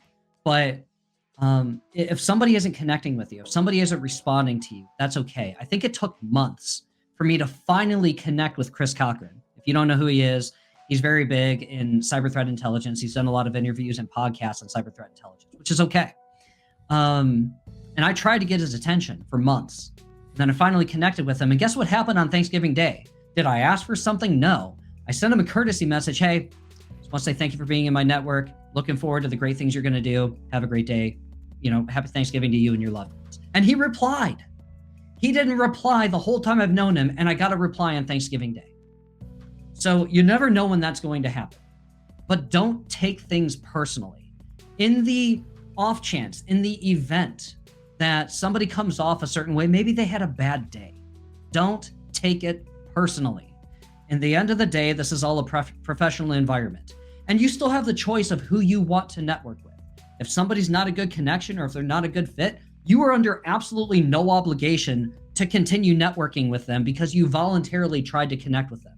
The only nasty people I have found in all of cybersecurity, believe it or not, were actually in cyber threat intelligence. I sent messages to them being very clear about what I was hoping to get out of the connection, just being fully transparent of what I wanted. It really wasn't much. Like, I didn't even ask for anything. I was like, hey, here's what I'm hoping to connect with you about. It was something with CTI. 3 of them came back to me as like, I don't want what you're selling. I'm like, I said nothing about something to sell. Maybe you're having a bad day or something. Maybe it's not a good fit. That's okay. And then they came back to me. They're like, you know what? I'm sorry. And they actually apologized to me. They get hit up a lot because vendors are trying to sell to them, or maybe that's their way in. And maybe the CTI professional maybe has connections to the executive people. And if they see something of value, maybe they can share that with them. I'm not in those organizations. I don't have that context, but here's the context I do have. They were nasty to me. Maybe it's not a good fit. And that's okay. Okay. If somebody doesn't want to engage with you at a cybersecurity conference, whether virtually or in person, that is okay. Mm-hmm. Do not take it personally. I'm not going to be offended, and I'm going to say this again in an exaggerated way to drive the point home. If I'm not handsome enough to be on your level to have a conversation with you, I'm okay with that.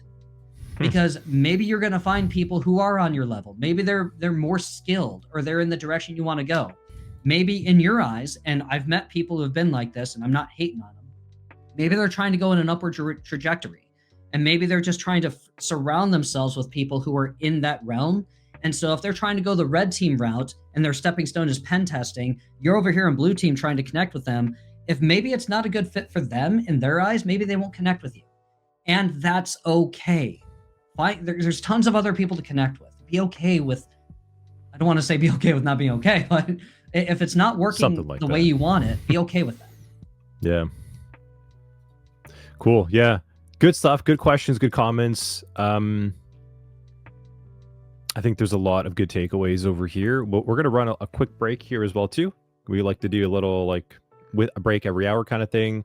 So a quick comment as well. I saw Kim mentioning about not sure what to contribute to, like with projects and stuff. And SOC 100-2 is going to kind of build on your technical skill set.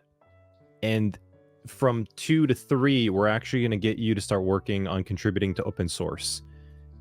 And we're going to help you with that.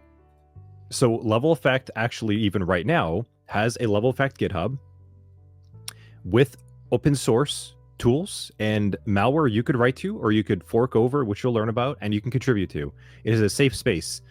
And part of your development over here with our training is, 1, we're going to all get you to build your own lab. But 2, we're also all going to get you to contribute something to that GitHub coming up in the future content. And that future content is going to be material that even students can then go and learn on their own. So you can actually contribute and be something of like a malware developer, like a community malware developer, if that's your interest, etc. We're going to talk more about that in the future content. So we're going to help you along there to kind of give you a safe space to play in instead of leaving it up to you to go find and source a project that you're not sure about and you don't know how to get started with. So that's coming up. And that's why we're doing this too. That's why Chris is going to help you to build a portfolio with some tools, again, as a safe space to play with and figure it out. We're here to support you. And eventually the training wheels will come off.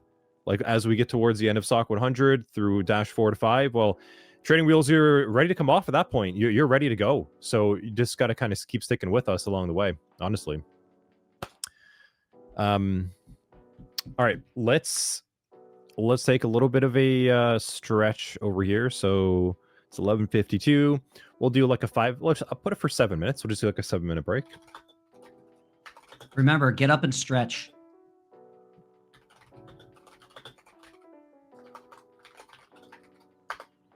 Yes, very important. It makes a huge difference when you get the blood circulating through your body. So let's pin that. Put that up there for 7 minutes. Put on the be right back.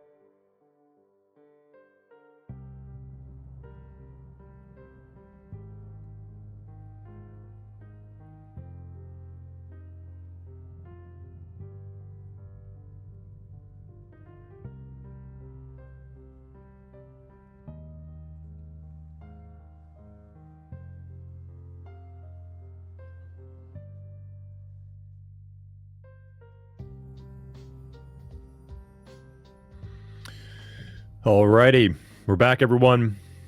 Let's jump into it. So we had a good initial talk about the success of getting started, like the mindset, the approach, some examples, some history, good dialogue. So what are we going to do now? Let's hand it over to Chris. He's going to actually start walking you through the technical setup of getting your portfolios up and running. And this, again, is in addition to all the content inside the SOC 100 course that's recorded for you, but you could follow along in the stream as well, too. So Chris, I'll hand it back over to you. And let's build a small portfolio. Yeah, let's get into it. So I put in the chat, if you wanted to, during the break, go ahead and sign up. Oh, I saw a question in here. I'll get to that. Oh, yeah, sorry, there's one more. That's fine. I'll get to it in a moment.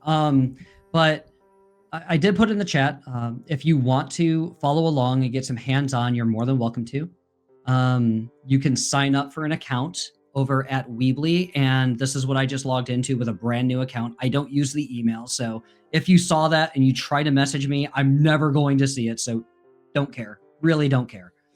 But you have Weebly, which is weebly.com, Snaps, which is snapps.ai, not .com, .ai, and then github.com, github.com. And you can sign up to all those, and you can follow along and get some hands-on if you have two screens or if you want to try. It's kind of hard if you only have one screen or like a small laptop. Like I have a 2015 MacBook Air. Kind of difficult to do that here. So just something to think about if you really want to engage, or you can just watch, just take good notes, maybe some things you want to be on the lookout for, like, for example, the screen we're going to get into. All right, so we had a pool management. My project management teacher once told me that feedback is a gift. Absolutely. When you're getting feedback, you have the choice to take it or not take it. Okay. If you don't want to take the feedback, constructive or malicious or whatever it might be, you're under no obligation. Nobody can hurt your feelings without your permission, right? So at the end of the day, deal with it. If somebody wants to volunteer, that's cool. Okay. At the end of the day, thank you for the feedback. And then you can choose for yourself what you want to do with it. Feedback is a gift, pure gold. Thank you, Kim, for sharing that. Yeah. All right. She said, hi, Chris. How do you respond, or did you respond to the folks who didn't want what you are selling?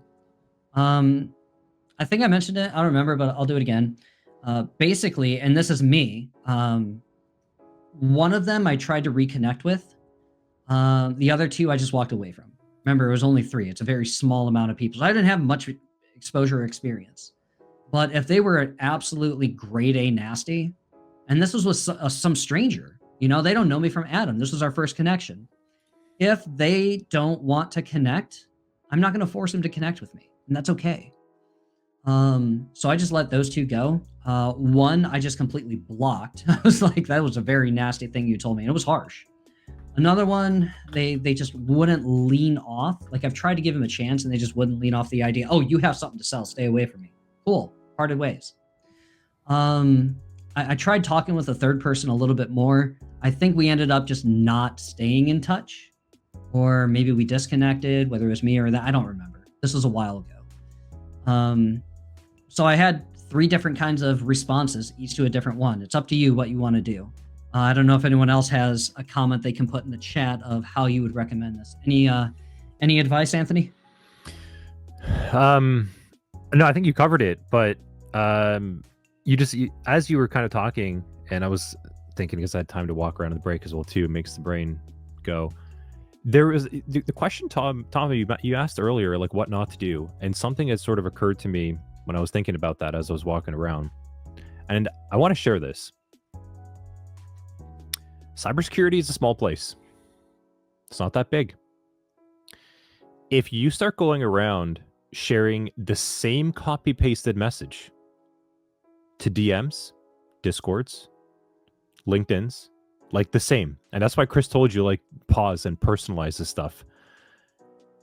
Sooner or later, someone is going to be like, oh yeah, I just heard from so-and-so today and they mentioned this. And then someone's going to say, well, yeah, they actually reached out to me. They said the same thing to me. That's when the alarm bells start to go off a little bit of very disingenuous behavior. And all it takes is that to happen and maybe one more time, and then it starts to get around. And I can tell you this from my experience in the industry. I've had people do that. I've had people reach out to me that did that. And then I heard from others that person had reached out to them as well too, and they said a very similar message. And it hasn't been many, but it's there. And I think that's a really important message to get across as well too, because this is a small community. People will quickly learn who you are. And, you may not even be doing that intentionally. You may just sort of just be like, oh, I'm like following a best practice. But it comes off really disingenuous when all of a sudden 2 to 3 people say, hey, wait a minute, they reached out to me the exact same way with the exact same words. That is a very, very quick way to pretty much like ruin your credibility at that point. It's a small community. So again, it's probably not your intent. You're probably just like, oh, I'm going to like hit everyone up and just share the same message. That's also why Chris was mentioning to really make it personal. And you're probably not even trying, but it could really rub the wrong way. So don't do that would be a strong recommendation from my part, because I have personally experienced that. And then I know other instructors and creators and professionals, and there has been a couple people in the it's 2024, I guess, in the almost 5 years that we've been doing this training, that there has been a couple people that has been sort of like flagged between us of like, that's kind of strange. Just like, that's a little strange behavior. And interestingly enough, those people always disappear as well, because they've sort of like burned their bridges, and then it's a little too late. So strong advice, personalize.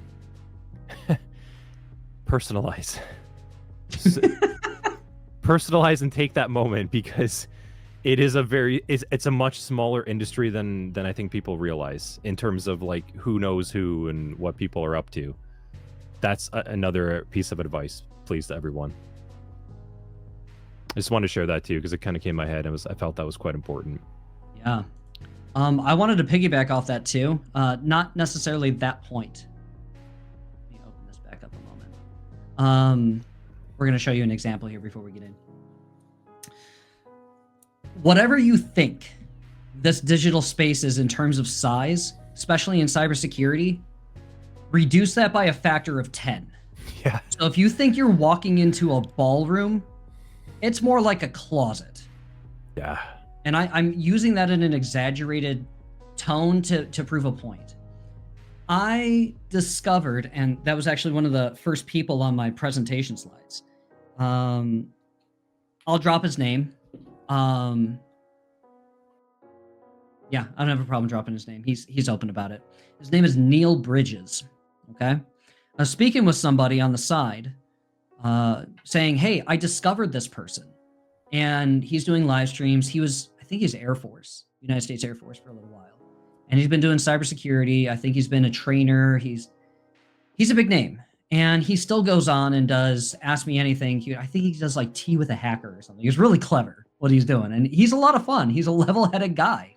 No pun intended on level effect, but maybe he'd be a good fit for it. Sorry, cheesy. You guys can groan in the chat. You can rip on me about that. I'm totally fine with it.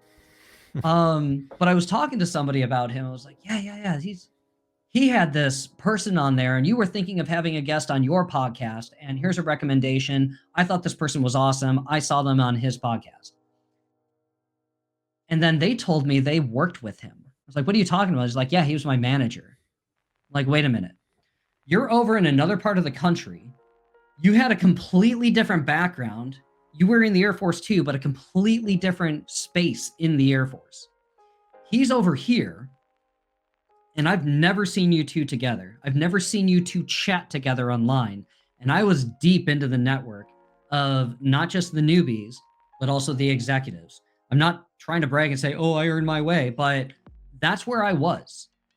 And I've never seen those two cross paths. And then it was like a week or two ago, I found out they work together. Oh, so if you send a nastygram to somebody because you think for whatever reason they deserved it, think in terms of professionalism, because they're probably going to know somebody in the industry and word is going to get around. Now, me personally, I'm telling everybody to stay motivated.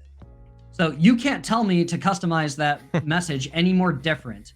Like maybe I'll send another courtesy message. I'll remember to do this. Maybe remember to drink your Ovaltine. I don't know, but little holiday cheer there for a Christmas story.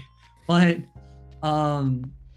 yeah, definitely customize it. Be different. Be unique. Customize the message a little bit. Show some personality, please. It just makes good business sense. And everything he said makes sense. So I'm going to echo that. But it is a much smaller community than you think. That's the point I am stressing. Anything else you want to say before we get into the action steps? No, I think that's good. I'm just kind of reading Tom drop the note over there. Yeah, I fully agree. So with the first part over there, it doesn't always open the door, but it can open the right one. And that's a really good way to think about it, by being personalized. So Tom contacted a marketing guy about the software they were selling. I noted we both had a chemistry background and interned at the same company. Interneted. He was very nice and told me he wasn't the right guy and was leaving the company soon. Months later, the VP of marketing emailed me and asked for a demo, specifically mentioning the first marketing guy contact told him to reach out to me. You see? Yeah, it's LinkedIn is a professional networking space. So professionalism and business acumen are expected without being said. That's sort of like the underlying tone. And Tom is raising a good point. It's like, don't listen to like everything that Chris and I are sharing today and thinking, okay, I'm just going to like do all this stuff and all my doors are going to open. And I think, Chris, like you've said that multiple times even, right? It's like, it's not going to lead to that all the time. That's what Tom is mentioning, but it will open up things. It doesn't always have to be about an opportunity and like leveraging a sale and like growth this, growth that. Sometimes it's just about being a good person.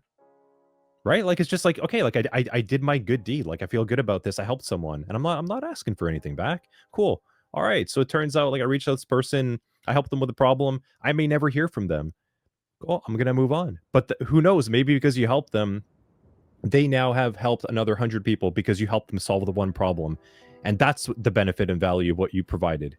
And Chris was also kind of highlighting that. That's what Tom's sharing too. So thank you for sharing that. Because I think in some ways don't fall into the trap of like,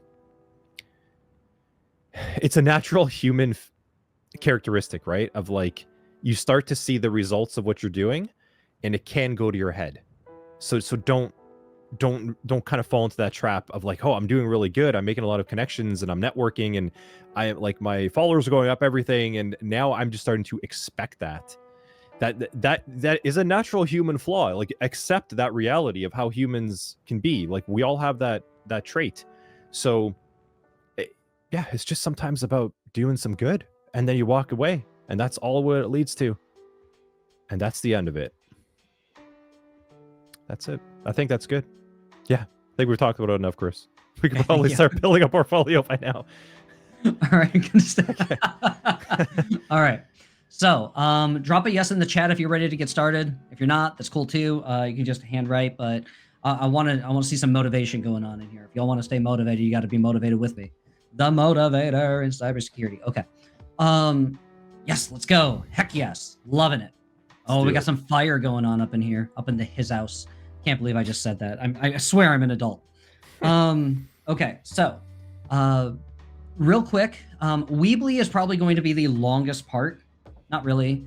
We're not going to go as in depth in the training. The training is there for you to understand things at a deep level of what you're doing. Okay, we got a little bit of SEO principles in there of things to customize and why you need to customize this. But this live session is going to be simple. We're just going to introduce you to it and be like, there's nothing scary about this. And when you see this, your jaw is probably going to hit the ground and be like, we needed a live stream for this. We need 8 hours of training for that. Trust me, there's a point behind this. There's a reason to our methodology. There's a method to our madness. This is here for you, and this is for probably more than just you. So if you think this is too elementary, there might be someone else that's going to see it and be like, I needed that. Okay, so we're trying to help everybody in here. So just be open to that. So Weebly's going to be first, Snaps is going to be second, GitHub's going to be third. If we got time, maybe we'll touch on WordPress. We'll just articulate some things about it, but we're going to jump into Weebly. So in your training, if you haven't seen this before, we have how to get started with Weebly. We have a little walkthrough step-by-step how to get started, right? And there's the link for it. Little table of contents that you can click on if you need it. And then you're going to see very basic stuff. Visit this. Click the upper right to sign up. Here's what it looks like. Fill it in. And I gave some like filler stuff for context, what you're going to see. Click continue. Here's a little reminder. You may or may not need to check your email to verify an account or whatever. We're not doing this for every platform. Just wanted to give you a quick breeze, okay? Get your free personal website account. Once inside, you'll see 2 options. Whichever way it looks, you don't want a business website. You want a personal website. So whichever of these 2 you end up utilizing, it's kind of pixelated. Sorry about that. Over here, what kind of website would you like to create? You do not want the business website. Go to the personal one. So you're going to click there, and it's going to take you to themes. Quick discussion on why themes exist. I met a pen tester who wants to open his own company, and I applaud him. Mazel tov. You want to go for it. Good for you. He decided to take the time to build his entire website from scratch. And if he wants it to be pristine and perfect, cool. That's his prerogative. I want you to go quick. I want you to go through the process. Do not, unless it's a part of your portfolio, do not custom build a website from absolute zero. Don't go buy a rack for a server and try to spend all this electricity if you don't have decent income coming in to try and make your own home hosted. It's a great home lab if you want to try it, but let's get something up quick in the meantime while you're saving up for something like that, okay? So the reason we have a theme or a template, and I've networked with some heavy hitters in the digital marketing space across the globe. Even though they have $30,000 contract bills, they probably do a custom coded website because they know how to do it for probably like 6 figures, okay? The reason for this is because it's going to help you to move quicker. And you're going to see in the editor just how quickly we can move.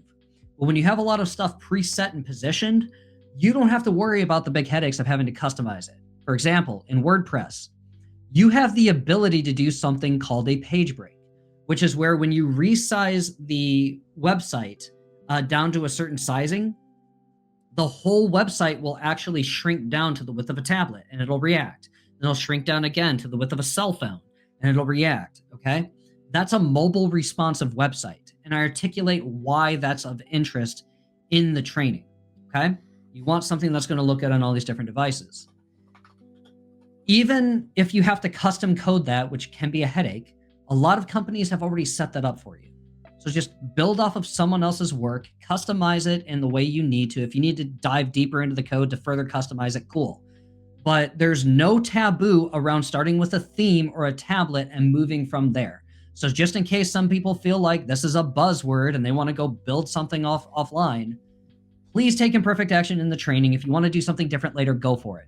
But please follow the training and just start somewhere and then you can build from there, okay? Again, this is important. That's why I'm spending the time doing it. So you're going to select a theme. You can go to these different, filters to see what you want. You can do some other things. There's a little puppy there if you want to start with that. If you want some picture-in-picture kind of thing where the navigation is actually in there, that's fine too. In the training, we actually go over to this weird thing called Muse Technology. So we're going to click on that. It's going to look a little goofy and weird, and then you're going to click Start Editing. All from the login. Piece of cake. Okay. Is anybody stuck that's trying to follow along? It's okay if you are. Yep. You can ask questions as we go. And if you're just going to do this later, that's fine too. You can ask questions as Chris is doing and ask him to explain, like, maybe why he's doing some things. Yeah, cool. Good. Somebody feels called out. I don't know what about. Sorry. But, okay. So there's two ways that you can actually set up a subdomain to make this free. You can type something in here and then click search and it'll give you a setup, or you can do this later. Let's do this now. So this is my, or you can put your name. Chris, I'm not going to use my last name. Chris is handsome. I don't know. I just pick something, click search. And then it'll give you a drop down. Now, this is web hosting. It's going to try and ask for you to upgrade or buy something. This is how they make money, okay? You don't need that. You can come down here. Apparently, somebody already took Chris's handsome. I swear it wasn't me. I promise you it wasn't me. So, let's pick something else. Aunt Jemima's Cybersecurity Awesomeness Portfolio. Okay, whatever. Click search. Hopefully nobody's actually taken this. Okay, it's cool. So when you find something here on the bottom, you're going to go to the right-hand side where it says choose. It's a little hard to see. It's in green. We're going to click that. And now your subdomain setup is complete. And so you can click this link and see if it's actually live. If it's not live yet, it's going to take time to do something called propagate. Propagate is a fancy word to say all the servers on the world have not cached this. They've not collected this for you to be able to retrieve it. That is okay. Okay. And I just X'd out of that. You want to talk about taking imperfect action? I just X'd out of a training. Awesome. And I'm still here. I'm still going to do this. Cool. So, if and when this might reload. So a couple things to talk about on this platform. In the upper right, you have a couple different colored buttons. You have this upgrade button. You would only use this if you want to connect a domain, a web address that you want to point to this. So if you want some custom branding, then you have to upgrade web hosting to get permission, get access from this third party that you can then point the domain over to this. And now you have a website, an online presence. Something I should have done before. So you're going to have a little bit of insider on my drive, and I don't care. I'm going to go over to recent. We're going to go over to presentations. SEO vulnerabilities. So my first talk in cybersecurity, work with what you know, right? We're going to go to an image to articulate what you need to have an online presence up, okay? Here's what it looks like. Let's see if we can zoom in. It's the best we're going to get right now. All right. So when you want to build a website, there's a couple components you have to have. Your web hosting, okay, it's in the back here. This is the plot of land. It's pointing at the grass. Your plot of land or web hosting is where you're going to build your house or your website on. So you have web hosting that you build a website on. That's what Weebly is. It's web hosting. Now, if you want to customize your address, you get a domain name from a registrar. You purchase it, okay? They're relatively cheap. I've seen them as low as like 12, 15 bucks for an entire year. It's not a big deal. Some web hosting can get really expensive. Some are easy. I see the question. We'll go to it in a moment. We're trying to keep this simple. So even though you could go to different WordPress web hosting and build cybersecurity, a WordPress install there, that's still web hosting. And you can use a free domain on some of those places where you don't have to buy a custom address. They'll give you one. Now, you might see some branding on this like you have over on Weebly. If you scroll down to the bottom, see if I can zoom out a little bit. Okay, so it's kind of hard to see. Down here, you have some prompts to try and customize your footer. There's going to be Weebly branding on your homepage. Be okay with that because you're trading branding for the parent company that you're hosting your web address at or your portfolio at in exchange for free portfolio publishing. So there's a trade-off when you get free. Nothing's really for free, but this kind of is because you don't owe them anything, but you're also making the footer available. We're going to walk through in the training how you can customize a footer and then start copying pages where you have a custom footer above this. So you're kind of building it as another section on here, but there's a way to get around that. And we talk about that in the training. We have a question over here. As a dev, maybe should continue on my portfolio project using Next, but I'm still interested to learn about the CMS. Is Weebly also using PHP like WordPress? I haven't dug, whatever the past tense of it is. I haven't dug that far. I mean, you still have HTML, and that's connected to a web server. So technically HTML, PHP, you still have object-oriented programming in the backend, right? You have we're not going to see it here, but they do have an embed code widget that you can drag and drop on this platform. We'll get to the drag and drop in a moment. And you can put HTML code in there. I haven't tried if you can put PHP in there. I imagine you could. I just haven't tried it.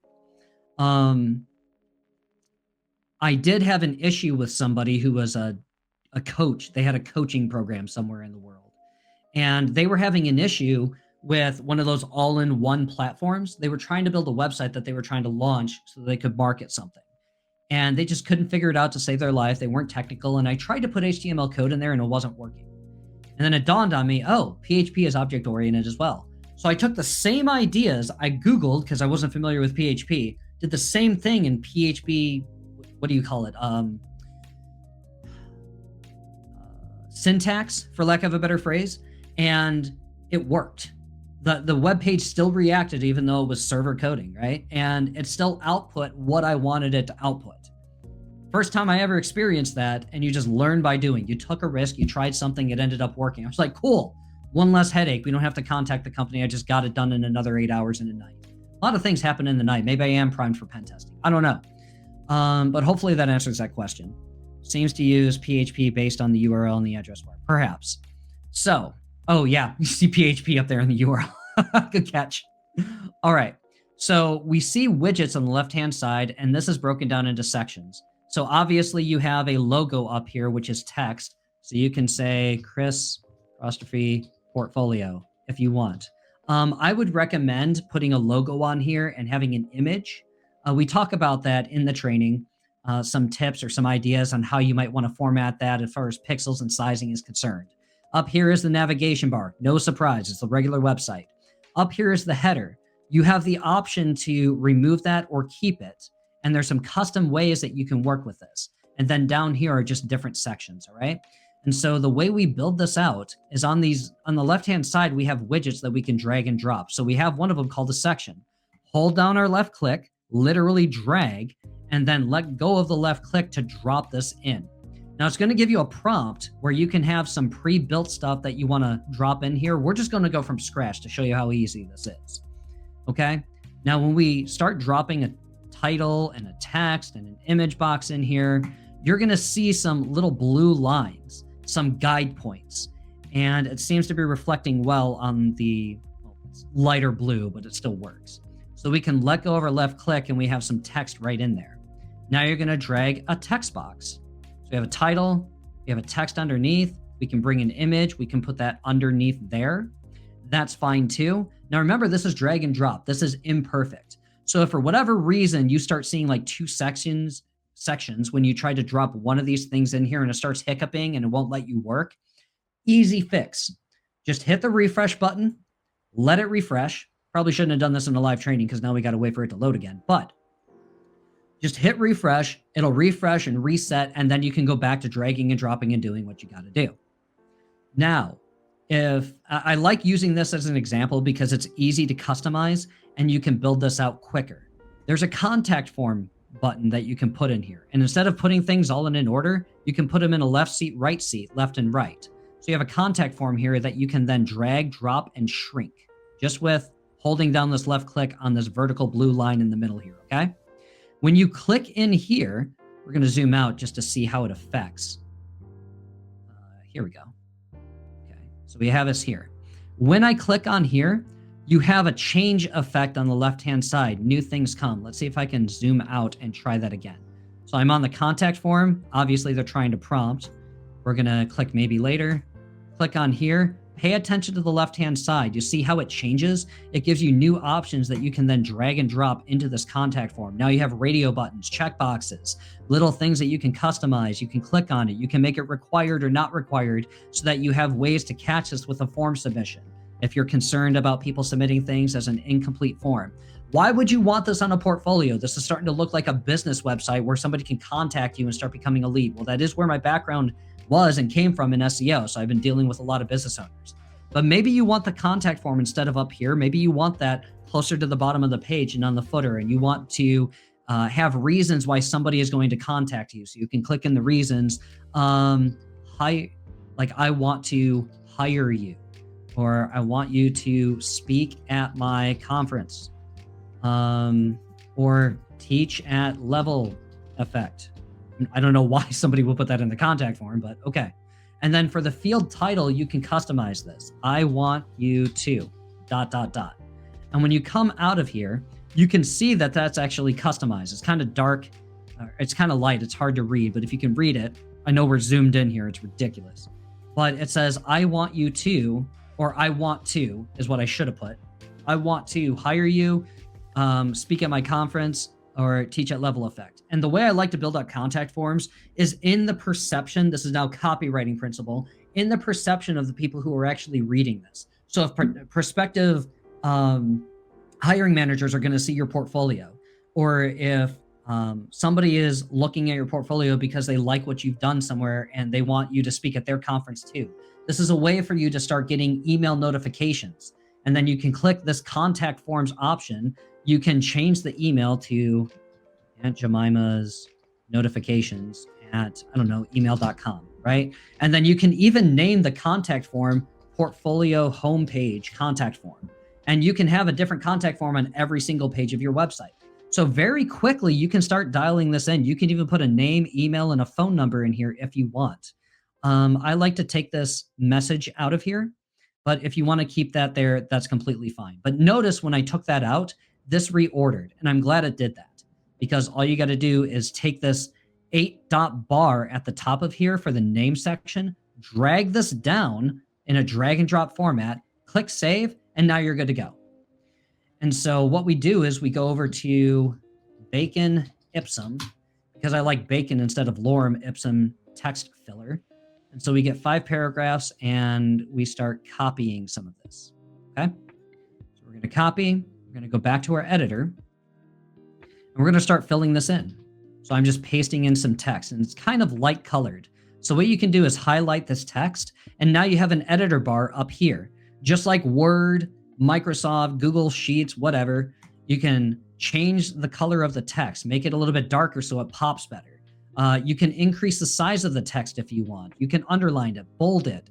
If there's a section that you want to highlight and you want to make link text to maybe your GitHub portfolio because you have some code over there, there's a way for you to do that. You can click here on the website URL, put it in, then click the drop down here again, and it should be locked in. If you want to build out other internal pages and you want to link to other pages in the website, you can do that here too. If you want to build out this image and you want this to be up here, for some reason it's jacking with me, and that's okay. You just drag, drop, move this down here into that column, and then move this over here too, and it all resizes. Just drag it back. This is really a drag and drop platform. That's how easy this thing is. You can even type in here, this is a header, exclamation point.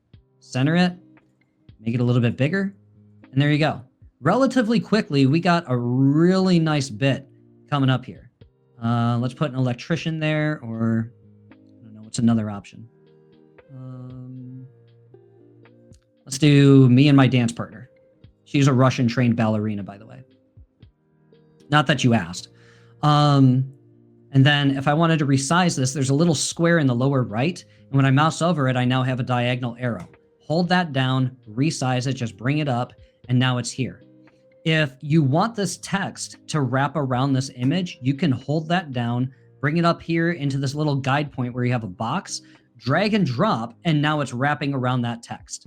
So now you have wraparound text, which you can then also resize. And if you want to put alt text because you want this to be a little bit more engaging with people who have e-readers, maybe they have some difficulty with the online presence, you can have alt text. This is an image of me and a Russian trained ballerina because I was also a professional dancer in addition to a cybersecurity professional. And some e-reader text will read that whole thing. Now, it's not showing as display text, but if you have that e-reader, when you hover over this with your mouse, it can read it for you. Some people think this alt text is also an SEO factor to help you rank at the top of search, which some of your pages on your portfolio can do. I've thrown a lot at you, okay? So I talked about getting something simple. You don't want to have the business website. I talked about the different things that you can do just in the drag and drop platform and some options with the contact form and the text. One other thing before I'm going to start taking questions, you can come down here to this app section all the way on the bottom of all these different widgets that you can drag. They have social icons. They have other cool things you can do. If you want to add something to it, click on this app plus sign, and now you have sort of an app store. You don't have to buy anything, but there's some things that I want you to get, like color block. And the cool thing with color block is it's free. And when you get this, you just click add, connect, and you're going to have this little color block here. You can now drag this up above your contact form, for example, and it's kind of hard to see, but we can change the color. And I don't have that block over there, but you can use the 6 zeros with the hashtag to make it a sharp black. And then what you can do is drag some text over to it in there. You can type contact me or free instant quote if you're building this for a business.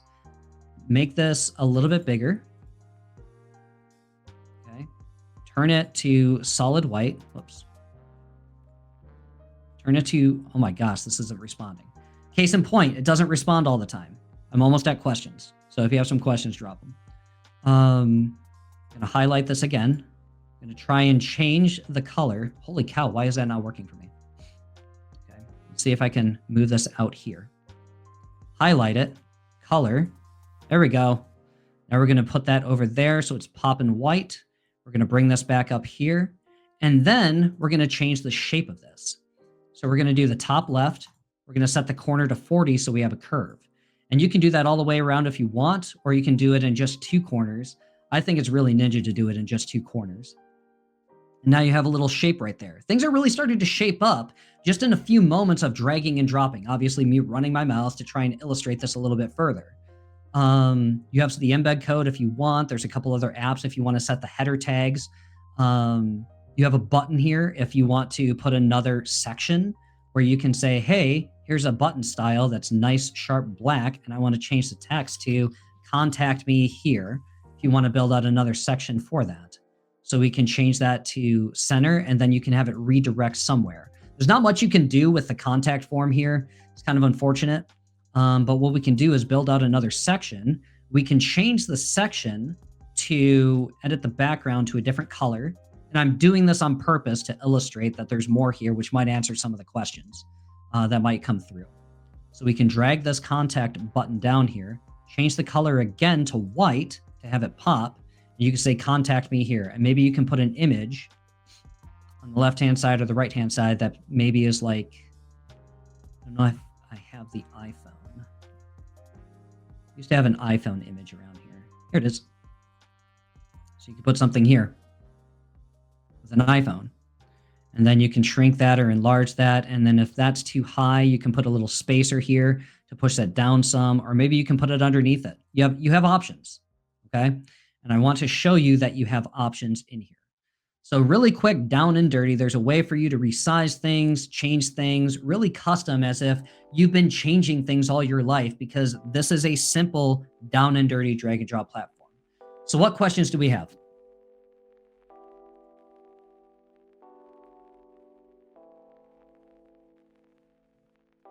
It's cool if this is making sense. Let me know if it's making sense.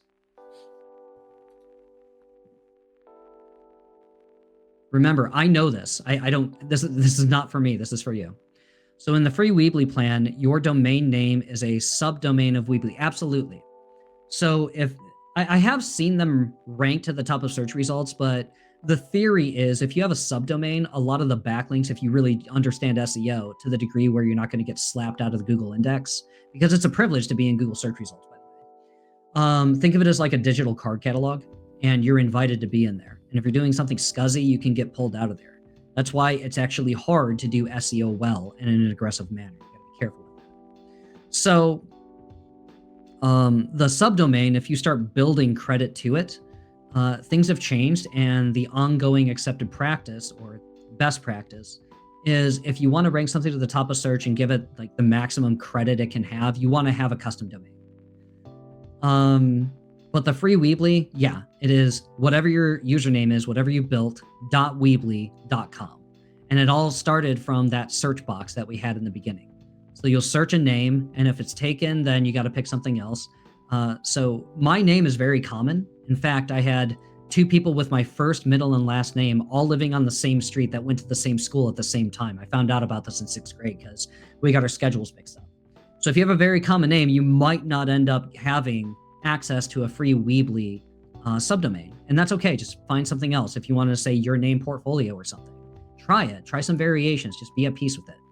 And if you have to do something obscure, that's also okay. Okay, if you like flapjacks more than your own username and you want to put Aunt Jemima's House of Pancakes.weebly.com, that's fine with me. The point is to get something up quick, down, and dirty. You can change that later. The point is get published, get building something. That's the focus of today is imperfect action. Like I said, I was going to be saying all day. So hopefully that answers that question for the subdomain of Weebly. Yes, it will be a subdomain and you will have something.weebly.com. But the good news is you don't have to worry about setting the SSL cybersecurity certificate because that's going to be preset on the back end in your settings. And it should be down here. So it already says enabled. It's kind of light. It's in green. I'm not going to zoom in, but you don't have the option to disable it right here. But that's where your really long domain name is. And then you can click change it if you want. But this is where that would happen. So you have the builder. I assume it will just include the Weebly branding. Yep. And that's completely fine. It's not going to hurt anything. Some other cool things you can do with this. You can go to the background and you can change the color. You can put an image back there, like a little doggy if you wanted to, and you can just change this to black text like you would like Google Sheets, which I like using. You can change that. You can replace an image, custom image. There are some sizing requirements to do something like that. So if you want to use a custom image, make sure that's adjusted. The other cool thing is you can do a scrolling effect where you can do a reveal. So when you actually show up on here, let's see if it actually affects that again. It's kind of hard to see. You do a reveal and it slowly fades in when you actually scroll down to that section. You can do that at other sections. So if you want to do that and have a little bit of effect, really it's just point and click. You have the option to do that. You can do videos if you upgrade. You can do a gradient on the color if you want, but I'm just going to leave it as jet black because I like black and white. That's my philosophy. I like to keep it simple. I'm a black and white kind of person. I like to behave that way. You can drag and drop this. You can change this. And if you want to take the header out completely, you go over to pages. So at the top here, you have build, you have pages. Let me zoom in a little bit. At the top here, you have build, pages, themes. If you don't like the theme, you can change it to a dark theme if you want. Let's see if that auto-populates. So the top here will actually change. It's kind of hard to see, so we'll change it back to light. Let's say you pick the wrong theme and you want to change it. Just click on here for change theme, and you can pick a different one. If you like this format as well, you have the option to change that, and it'll just auto-populate. If you want to change the fonts, this is where the global settings would be. If you want to change the color of the paragraph text to jet black, you have the options there. Theme options, these aren't always the same on every single theme, but you can change from fixed navigation to where you scroll away from the header. I like to have the fixed navigation on there, so it says Chris's portfolio everywhere they go. So there's no question that they're on the same website. You can change the width. We're not going to maximize, but you have the option to do that. Yeah, there's a lot of cool things you can do. And then if you want to hide the navigation, let me zoom out a little bit. If you want to hide the navigation, let's say you want to change the services page, which could be your portfolio page. Maybe your portfolio piece isn't public yet. You can click on SEO settings. You can hide it from search engines with just a little check down here. Back here is where you're going to customize the page title, page description. All of that is covered in the training, even the permalink. Some people in WordPress call it a slug. You can change the name here to portfolio, or you can change it to CTI portfolio if you're hyper-focusing on something. When you click off of that, it changes in the navigation.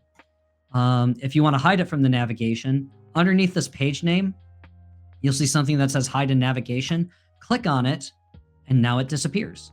And then if you want to bring that back, click that, and now it shows up. Literally, you do not have to navigate somewhere else like you do in WordPress in order to customize all this stuff.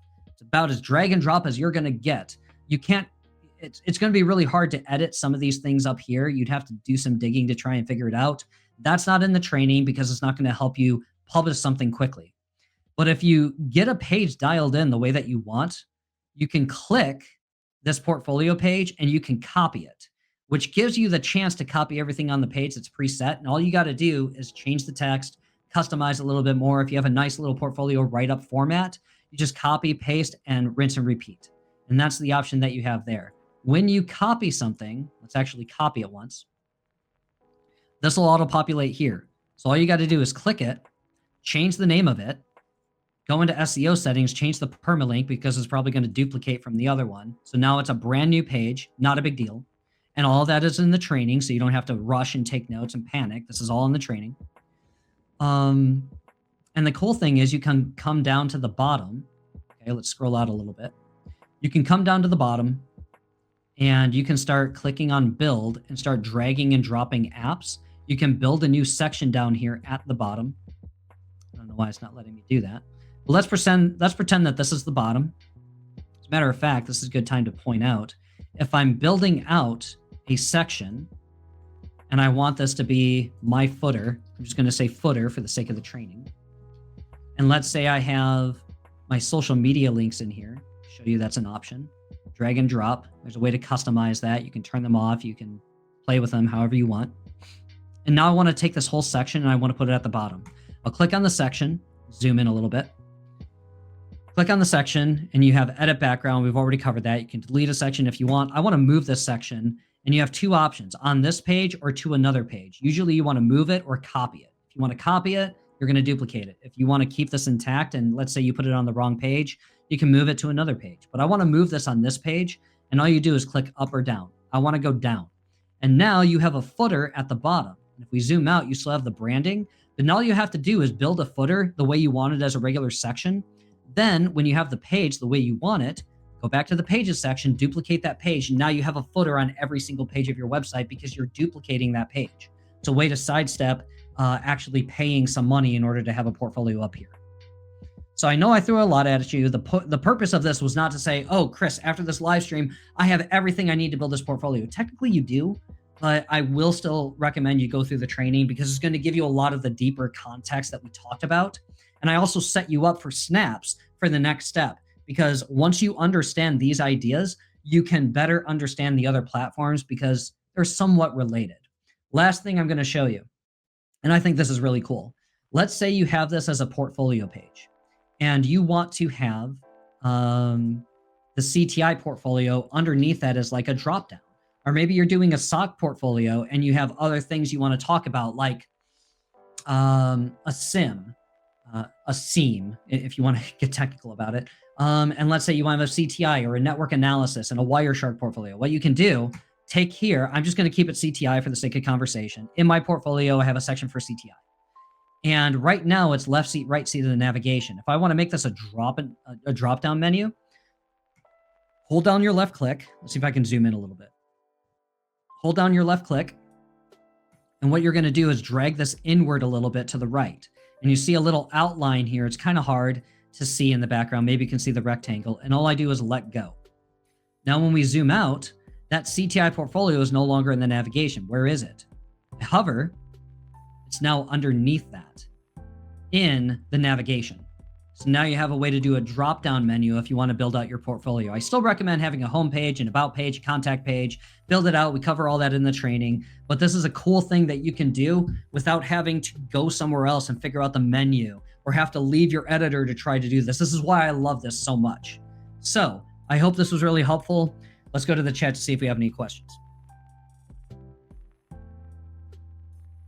I assume it will just include Weebly branding. We covered that. You'd really like to know if we can display our certification badges here to kind of like describe a professional journey. Absolutely. What you can do is go to a section, and if I don't have it here, we'll bring another section here. Or if you want to do another page, you can do that. It's up to you. Let's title this. I prefer to do text, but let's title it certifications. And you can either have them in different sections, like you can say CompTIA certifications, you can do SANS certifications, whatever you want. And then you can start dragging and dropping, either put text down there and make them links, or put an image here and put your certificate. I've seen it done both ways. And if you want multiple certificates side by side, all you do is put images side by side, and then you put those certificates here in squares. And now you have the ability to showcase them. Like, let's say this is CompTIA certifications, and you can do 3 of them. Now you have your A+ Network Plus certificate, Security Plus, if that's the route you want to go. And some people will still talk to me, even doing classes like this, and say, oh yeah, we should do this. Oh, we shouldn't do this. Entirely up to you. It's your portfolio. You do what you want. You can also link this if you have a Credly account and they're posted somewhere else. You can then link people over to this. You can actually showcase these individual ones. You can make them clickable links. Or you can say CompTIA certifications, highlight that, and when you outbound them, link them to another page, you can send them to Credly or another page, or maybe you list them on GitHub. That's another opportunity for you to have multiple locations to say, yes, I do showcase my code, but I also have a portfolio here, which is more user-friendly and more engaging and visually appealing. Hopefully that helps. And I got the, oh, amazing. Yeah, absolutely. So I know we ran a little bit over time before this break, but we had to cover all that because once you understand this, Snaps is going to go by so quick, and then we can get into GitHub and we should be able to round out this thing. I told you it was going to be a short day. Also, embed code can help. For example, CompTIA provides embed code for your digital badges. Absolutely. And they have a widget over here, the embed. So if you want to bring that over and customize the code, this is also good for Calendly links. If you want to set up your own calendar, or you want to display a calendar to say, hey, I'm busy, leave me alone. Or you want to say, hey, I'm not busy, please contact me, I want a job.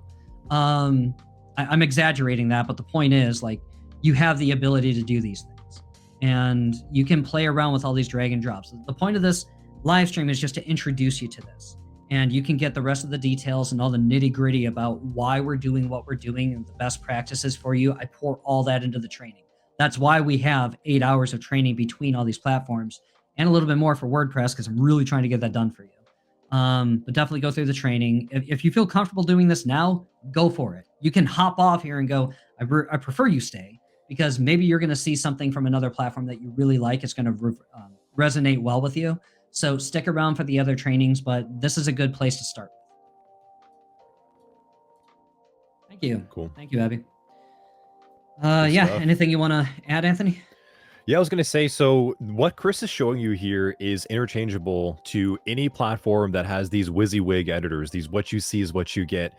So Weebly is great for what you can see, right? Super simple, straight to the point, slap up a portfolio, get a good theme. It looks nice, it's presentable.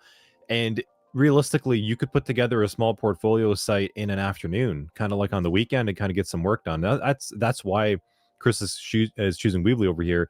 You can see it's very polished. It works really well. The benefit, though, of going through this exercise and learning this is, like I said, this concept of like WYSIWYG editors, of dragging and dropping and adjusting and tweaking, is a common theme on a lot of these portfolio platforms. So if you start off here and you learn something like this, you could apply this to anywhere else you'd like to go. So it's a very translatable type of experience. And I think Chris is also going to show that over with Snaps, similar type of concept as well, too. Different feature sets. Yeah. Be careful if you're going to some other drag and drop platforms, because they're going to advertise that they're drag and drop and they're not. Yeah. So you're going to have to go to a site editor and drag a slide, and you're like, where in the world is this? That's why I point you to the platforms I am on today's training, because Weebly and Snaps, they're virtually the same thing. You could just do a little bit more customization on Snaps, but it's still virtually the same idea. That's the issue that we have run into with our current website right now, to be honest. So it is a WYSIWYG type of platform, but like Chris said, is you have to search for the modules, you have to look at them, you have to then pull them out, and then there's another side menu to adjust the module. It's not as simple as this. We're actually going to be moving away from ours in, I think, May for that reason. It looked nice at first. We got bought into it, but then it's really cumbersome for us to have our website the way that it is. And I wish that we had something like this. And we're going to be moving to something similar to this for that reason. So, cool. So hope everybody took some good notes here. Make sure that you're following along still, because we got another round of this at another platform. That's going to go by super quick as long as you understood everything here. Because I'm just going to say, hey, look what you can do over here. We did the same thing in Weebly, so we don't need to spend a lot of time on it, and then we can get into GitHub, the last platform. Yep. So cool. Let's go ahead into the 5 minutes. Let's stretch our legs, definitely get up, shake it out a little bit, and get motivated, get excited, because we're getting ready to build our portfolios. And I love it. I'm excited for this kind of situation. I've built an entire website for a business in under an hour. Granted, I've been doing this for years. I'm not saying you have to do this in an hour. Have some fun with it. Explore a little bit. Take some time to decide which of these platforms you like. So I'll turn this over to Anthony. Thank you very much. Cool. Thanks, Chris. All right. Going to slap up the be right back sign, cut our cams. Let's take a little 5 to 7 minute break, stretch, drink water, coffee, etc. We'll see you back soon.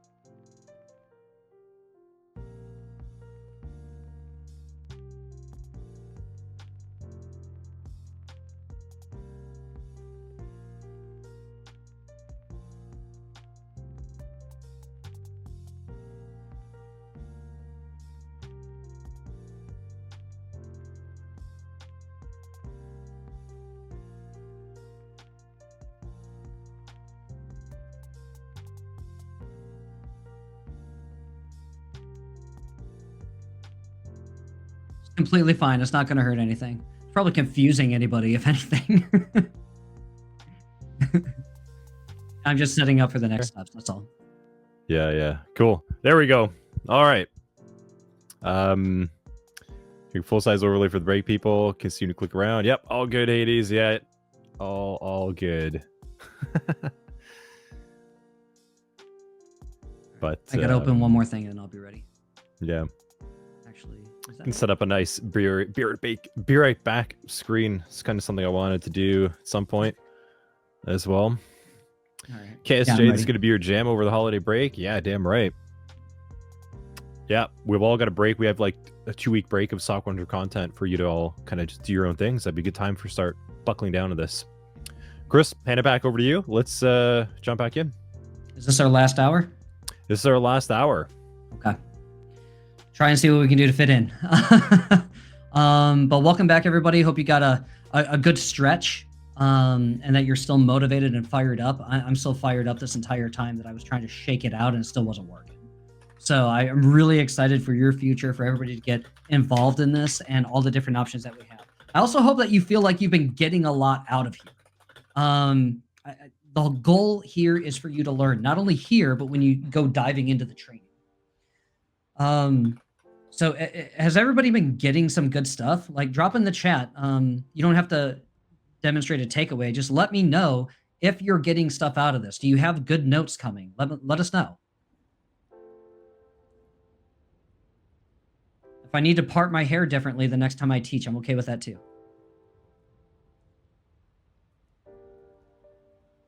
Getting some thumbs up, super valuable. Somebody really liking snaps. Looks like they already got into it, or maybe they saw this. Okay, good stuff. Good. All right, cool. You ready to go? Let's do this.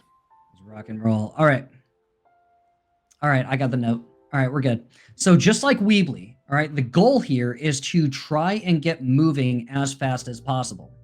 It's going to take a little bit more time, number one, because you have more to customize and you're probably going to want to customize a little bit more. So just by sheer compelling of seeing some of the frameworks in the next platform that we're going to utilize, you're probably going to want to customize more. I encourage you to at least get the framework in. And they have a blank wireframe if you want to build from absolute scratch. I wouldn't recommend it, but we're going to look at some things here, right? So I've actually built my own data analyst portfolio based on my time and history inside of SEO. So a lot of it goes hand in hand because you're doing some number crunching, but with SEO, it's a different animal in my opinion, because you have to also identify what the data is telling you. It's not just enough to say, oh, that's a bad signature, so we got to do something about it, and then charge somebody X amount of money for some arbitrary number to change. That's never been proven to work. I don't know if that's going to work in cybersecurity as well. You got to know what you're doing. And what better way than to actually get hands-on with this platform, because you're likely not going to break anything. It's going to be really hard to break this stuff. I know someone in this audience is probably going to say challenge accepted. And if that's what you want, cool. But going forward, this is a nice little layout where you have a display. And I can put my mouse over here. I have a little scroll ball on my mouse, and I can go down and I can start scrolling on here. So if you want to display your portfolio in this manner, you're welcome to, because these are completely interactive on the desktop, the tablet, and the mobile phone. And believe it or not, you can actually click the drop-down menu for the different menu options if that's what you want. And these are actually fully clickable links, even though it's on this format display. But you can also display the desktop version, and there's a way to do that in the back end. We go through that in the training. You also have the preview of a portfolio on the tablet, and then also the mobile device. So if that's what you want, cool. You got a little bit of rotating thing here. It's been hard for me to adjust this, and we talk about this a little bit in the training, something that you may or may not want to include. There is some cool things that you can do with this. Sometimes it costs money, sometimes it doesn't. But what's cool about this platform particularly is you can now start vertically changing things. So if you want to talk in 3 dimensions instead of just 2, like in Weebly, you have things in a row, and that's kind of what you can do. Maybe if you have spacing or padding, this takes it to the next level. And I really like this format. So if you think this is pretty cool, drop in the chat, let us know. But there's some other cool things that you can do on this platform that I want to show you. These are clickable images right here. All right, showing my portfolio a little bit, showing my portfolio a little bit more in SEO or web design or logo design, some partners that I've displayed, and these could be clickable logos if you want. And then, oh, look, there's a contact form if you want more info. And this is exactly what I did on my own portfolio when I was applying to data analyst roles. And I still include this on my data analyst resume. If I'm still applying to jobs, if I just want to see what's going on in the marketplace, I'll send those out. And I have some interesting conversations from time to time. But we're going to take a look at the editor down here a little bit and see what's going on. By the way, little fun fact, I just left these icons up here on the upper right. Do not put your social media up here. If you're going to do any sort of design down here, I want the social media to be in your footer. Okay? Hot tip. Put them in the footer of your website, because if you start getting click happy, they're not going to look at this. They're going to be like, oh, let me go down this rabbit hole. They're going to click on yours. They're going to see an ad. They're going to see something. They're going to get distracted. Do not distract your audience. And the best way to do that, take those social media icons, put them at the bottom. Because if they want to contact you, that's going to be down there. There's a different principle, a different philosophy, a different way to have contact forms up here. It's a completely different strategy. For the sake of conversation and portfolio today, let's not jump down that rabbit hole. Let's just have the contact form at the bottom of every single page if you're going to do that. Also might want to name each of those contact forms what each of the pages are. Now, what's interesting about this, I actually have this menu option to scroll down to each section of this page. They call it anchor points. So you can click on this, go down here, click on this, go down here. If you're trying to rank a website to the top of search in all these individual pages for different subject matter, and you want to be seen as the authority on whatever topic you're trying to do a write-up for, I recommend not doing this. Have separate pages like we've been showing in the past, and you're going to see it in the training. But I wanted to show you this as an option. If you have a very, very brief homepage portfolio and you want to do this, that's fine. It's your artistic choice. For data analytics, this seems to make sense because all my coding is on GitHub. So if you want to redirect people who want to see that you're not a chump, you can put together irrefutable proof to show them you're not a chump and whether you're being hired. Just make sure they have an easy way to navigate to that. And it's very clear cut and it has some spacing, like things aren't all packed in tightly, like there's room to breathe, there's room to scroll. Okay, some people like to have things a little bit more compact. It's up to you, it's your artistic choice. Just take imperfect action, and over time, if you want to learn a little bit more on how to design some of these things, you can certainly take that. Also, look at this color effect, this color scheme. Okay, whether it's images in the background that have this, or you can actually paint something this way with gradients. Don't take the time to do this. Pick a color, pick a solid background, and go forward. Later, if you want to use a template like this, you can. If you want, like, please do not get sucked into the design. I beg of you. Okay, this is to save you time and headache and stress. Just do not do this. We have a question. Should you publish a resume to the portfolio site? Pro tip here. It's up to you. Pro tip. If you are publishing your resume into the ethers, please take off your phone number and email address. If you have your mailing address, please take that off as well. I've seen too many people do this, and when I've made a comment about it, they actually quickly ripped their resume off of LinkedIn. They made a new post probably hiding that because they're like, oh, duh, should have done that. We've all done it. I've done it. Also, if you're going to put that out there, me personally, I have a Google Voice number on my resume, so they don't have my primary phone number on it. So if you're going to have a custom email, I'd recommend that as well. That way, if it gets out there and it starts getting spammed, it's something you don't care about, you can change it later. It's something I highly recommend. Some countries, if you're listening to this from around the world, you may not have access to Google Voice. I get it. I respect it. Still recommend if you're going to use a phone number, I still want to try to have another phone number so that you're not putting your personal number out there, start getting spam calls from some of those platforms that probably some malicious people are checking things out. Just a nice little idea. That color scheme is awesome. Yeah, I agree. As a community volunteer on the platform, can we add level effect as a partner on our landing page portfolio? Yeah, so I was going to hop in for that one over there. So part of being a SOC 100 student, you can go and sign up to be a community junior SOC analyst, right? That's what KS is saying. So long as you're helping others and working in the Discord, you can mark that as actual experience on your portfolio, on your resume. It should be marked as volunteer because it is volunteer experience. Now, how you want to put your demonstration of that on the website, I mean, that's up to you. If you want to take like snapshots of things that you've done or events that you've hosted, if you hosted a community event in our Level Effect Discord, take a snapshot of it and then put it on your website. That like that's a project that you actually did on top of the experience that you would put. Absolutely. And I have 2 separate spots on my resume as well. I have paid experience and I have volunteer experience. Yeah. And I make sure to delineate between the 2 as well. Yes. Yep. All right. So let's get into the good stuff. So you sign in, you see all these different menus. We're not going to go through it.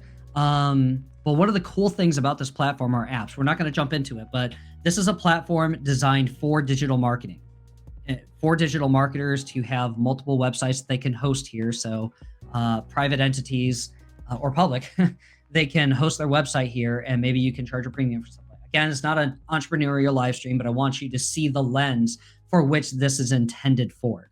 They do have some courses on here. They probably charge for them. You don't need them. This is all you need. I put together a very robust training for you, trust me. So you can come over here to the right-hand side to build now.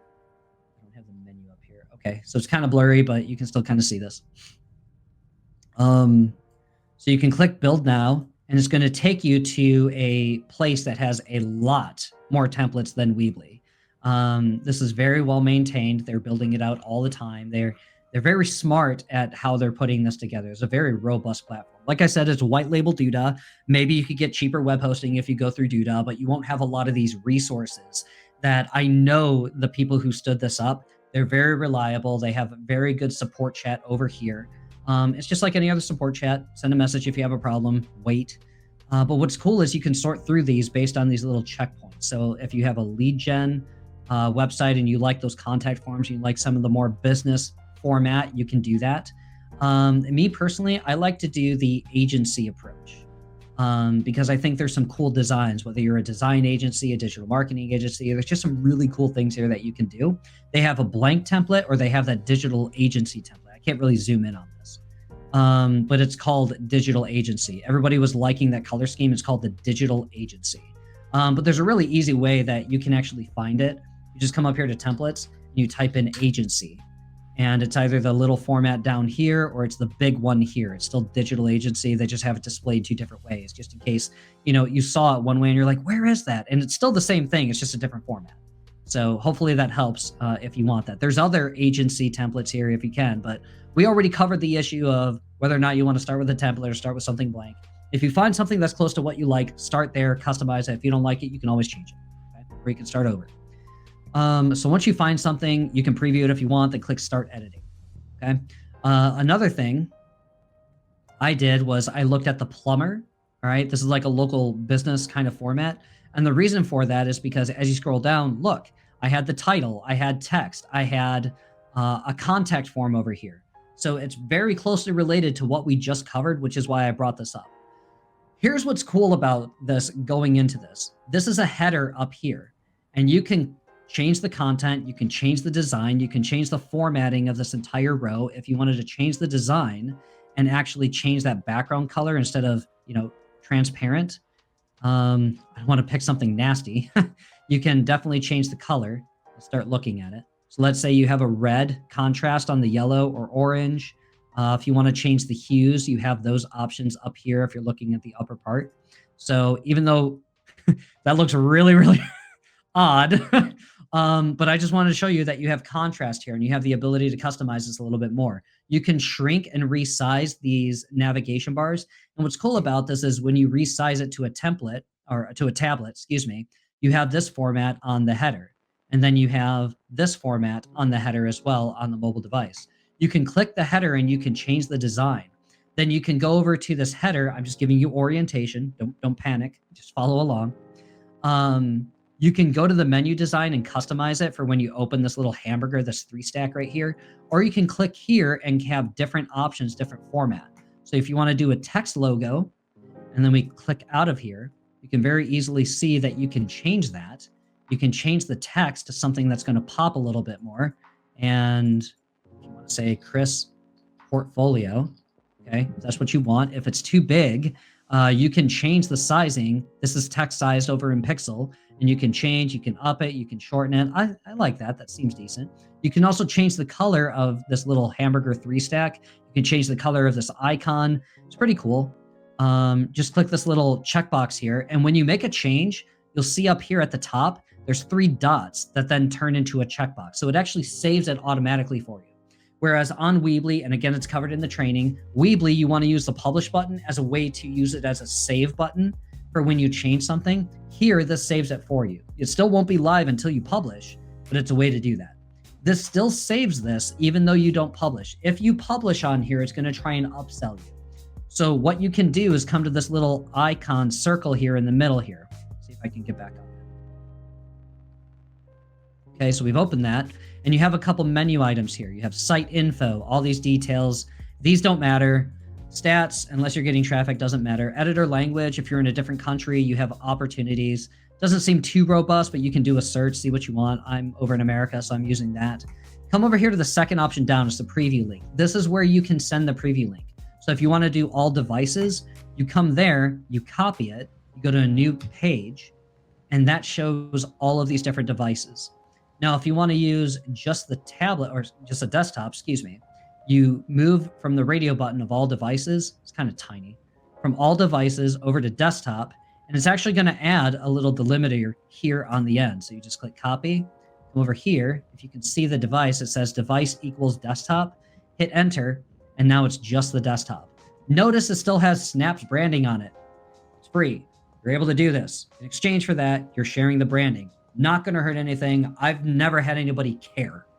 If people are really caring about that, I don't know if you want to work for them. I don't know. If you really want to upgrade, there's an opportunity for you to do that, but you do have to pay for premium hosting, and then you have to get another domain name like we've been talking about this whole time.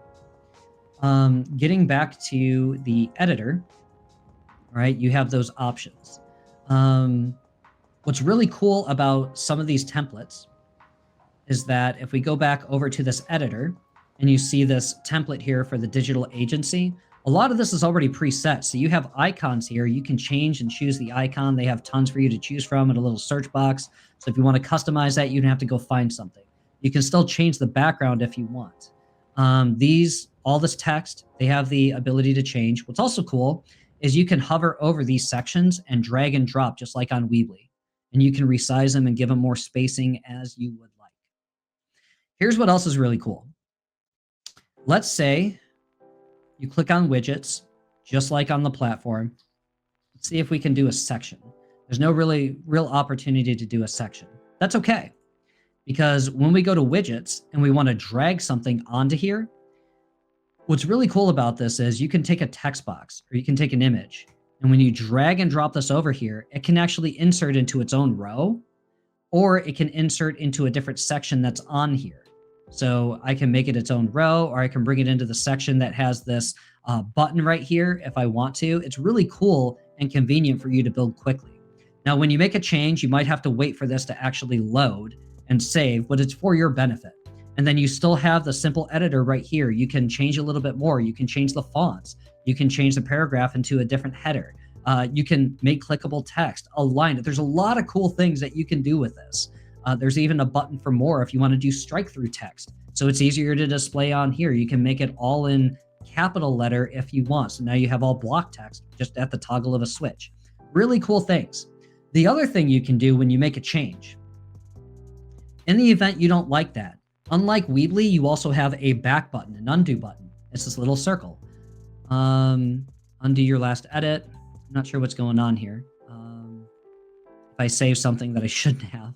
But usually this works. Maybe it's just glitching on me because when you're training, anything that can go wrong will go wrong. Am I right? So here's another thing you can do with this. If you like the way something is formatted and you want to duplicate it, you can click on it to duplicate it, just like on Weebly, which I didn't show. Another thing you can do is you can actually click on this row and you can copy this row. So let's go ahead and click copy. And let's go somewhere else and let's hold down our control because I'm on a PC and let's hit V. Let's see if we can paste that in. Or you can right click and you can hit paste. So now we've done that again. I think that's freaking awesome that you're able to do that. For some reason I can't undo. I don't know why that's doing that. So embarrassing when you're on live, am I right? So the other thing about this is you can also customize this with an inner row. Now we're getting into some of the WordPress customization, more of the usability. So in this inner row, you can right click this. You can add another column. So if I want to make a fourth column, you can do that. If you don't like that column, there's a little X, a red X in the upper right of that. Just X it out. Like there's so much you can do on here that you don't have to navigate somewhere else to the sidebar and try and build something a little more robust. Now, here's what else is interesting. This is also hard to see. Did you notice that as I went over here, this background of this menu up here in the header, it was a little bit transparent. You're seeing some of the white text show through. So how do we make this a solid color? You can either go to the row, you can go to the different menu item. Let's see if we can actually change the design up here on the menu. Can we change the background color to be solid? Yes, we can.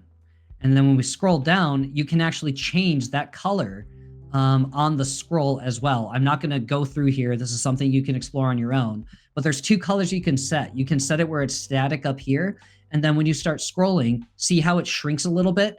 And it also is a little bit more transparent. You can make that a solid color as well. So it's a little bit easier to see and it pops a little bit. A lot of robust changes you can do. Again, still recommend relocating the images. But you also have a search bar up here. So if I want to find the image, there's the image. If I want to find text and image, where it's wraparound text, you now have a drag and drop widget you can put in there as opposed to trying to navigate the image to put in there. There's so much that you can do that really this could be a masterclass in and of itself. Now you see why I started recording a couple hours. Over on Weebly, you're like, this doesn't take that long. Well, I was also teaching you some of the principles because when you go to the content section, you can set some global text all around here. So let's say you wanted to change your email address, as long as it's anchored or in connected data, which I go over in the training, you can come to this one place for business info. You can change the email address one place, and it's going to auto-populate all across the website wherever that anchor text or that connected data is published. So instead of having to go navigate all over the place, if you have other places that you need to update the email on Weebly, you can do that here with connect data or connected data right here. Do the same thing with social icons, a couple other things. Business text, if you want to put the about us. It's up to you if you want to tinker with this and see how it works. Again, I wouldn't run down that rabbit hole. If you've built a portfolio somewhere else and you want to import it here, there's a way you can go over to Media Manager and you can actually drop your web address on here, and it stands a good chance, especially if it's another website, it can import all of those images. So really all you have to do is click on an image icon and internally select an image as opposed to going back to your file like I had to do over on Weebly. When you go over to the pages section, okay, by the way, up here on the theme, this is where you change all the global settings. A couple other things I want to show you. Again, this is orientation. On the pages, if you want to add another page, you have options. Another thing you can do is a navigation folder where it's non-clickable in the navigation bar. So let's say you have portfolio here, but you don't want to make it clickable. You don't want it to be a separate page. You can have a drop-down menu with the menu item in the navigation bar being non-clickable text. So let's say we're back over here on Weebly. If I want that to be non-clickable text, page, plus sign, non-clickable menu, you can say new portfolio. Now, when you're done, all you do is navigate this back up here, and then you drag and drop the CTI portfolio, and now it drag and drops right there. You can do the same thing on snaps. Where's my editor? Yep, we'll use this. So we come over here to the content page. You can also drag this in as drop-down text here. I'm not going to show it to you because we've already covered that, but it's really cool things that you can do. And then you can reorder these just with some drag and drop down here. It's really, really ninja what you can do. Also, if you want to hide certain things on the different versions. So let's say for whatever reason, you want to hide the page on the desktop version. Maybe there's a login panel. Maybe you have a membership site that's on here and you want to hide the login on the tablet and the mobile version because you only want people to log in on their account on the desktop, you can hide that login menu item on here. That's one of the use cases for that. Another thing you can do, let's say you're having trouble with this being responsive on the tablet version, or maybe it looks good on desktop and tablet, but it doesn't look good on mobile. What you can do is select one of these, and there's a way for, and I'm not going to go over it right now, but there's a way, actually I will go over it right now. You can, probably going to embarrass myself. Here we go, hide on this device. Okay, there's certain things that you can do on here to hide the text box. So you can basically duplicate this and then hide a different version of it. And so you can retype this and have it display on one versus the other. I go into that with the training, but it's really cool and convenient. So unlike Weebly, with Weebly, if you actually have this header up here and you want this to look good on the mobile device, sometimes it doesn't work out so well. It'll run over on text, or it's going to be tiny. It's like it doesn't fit.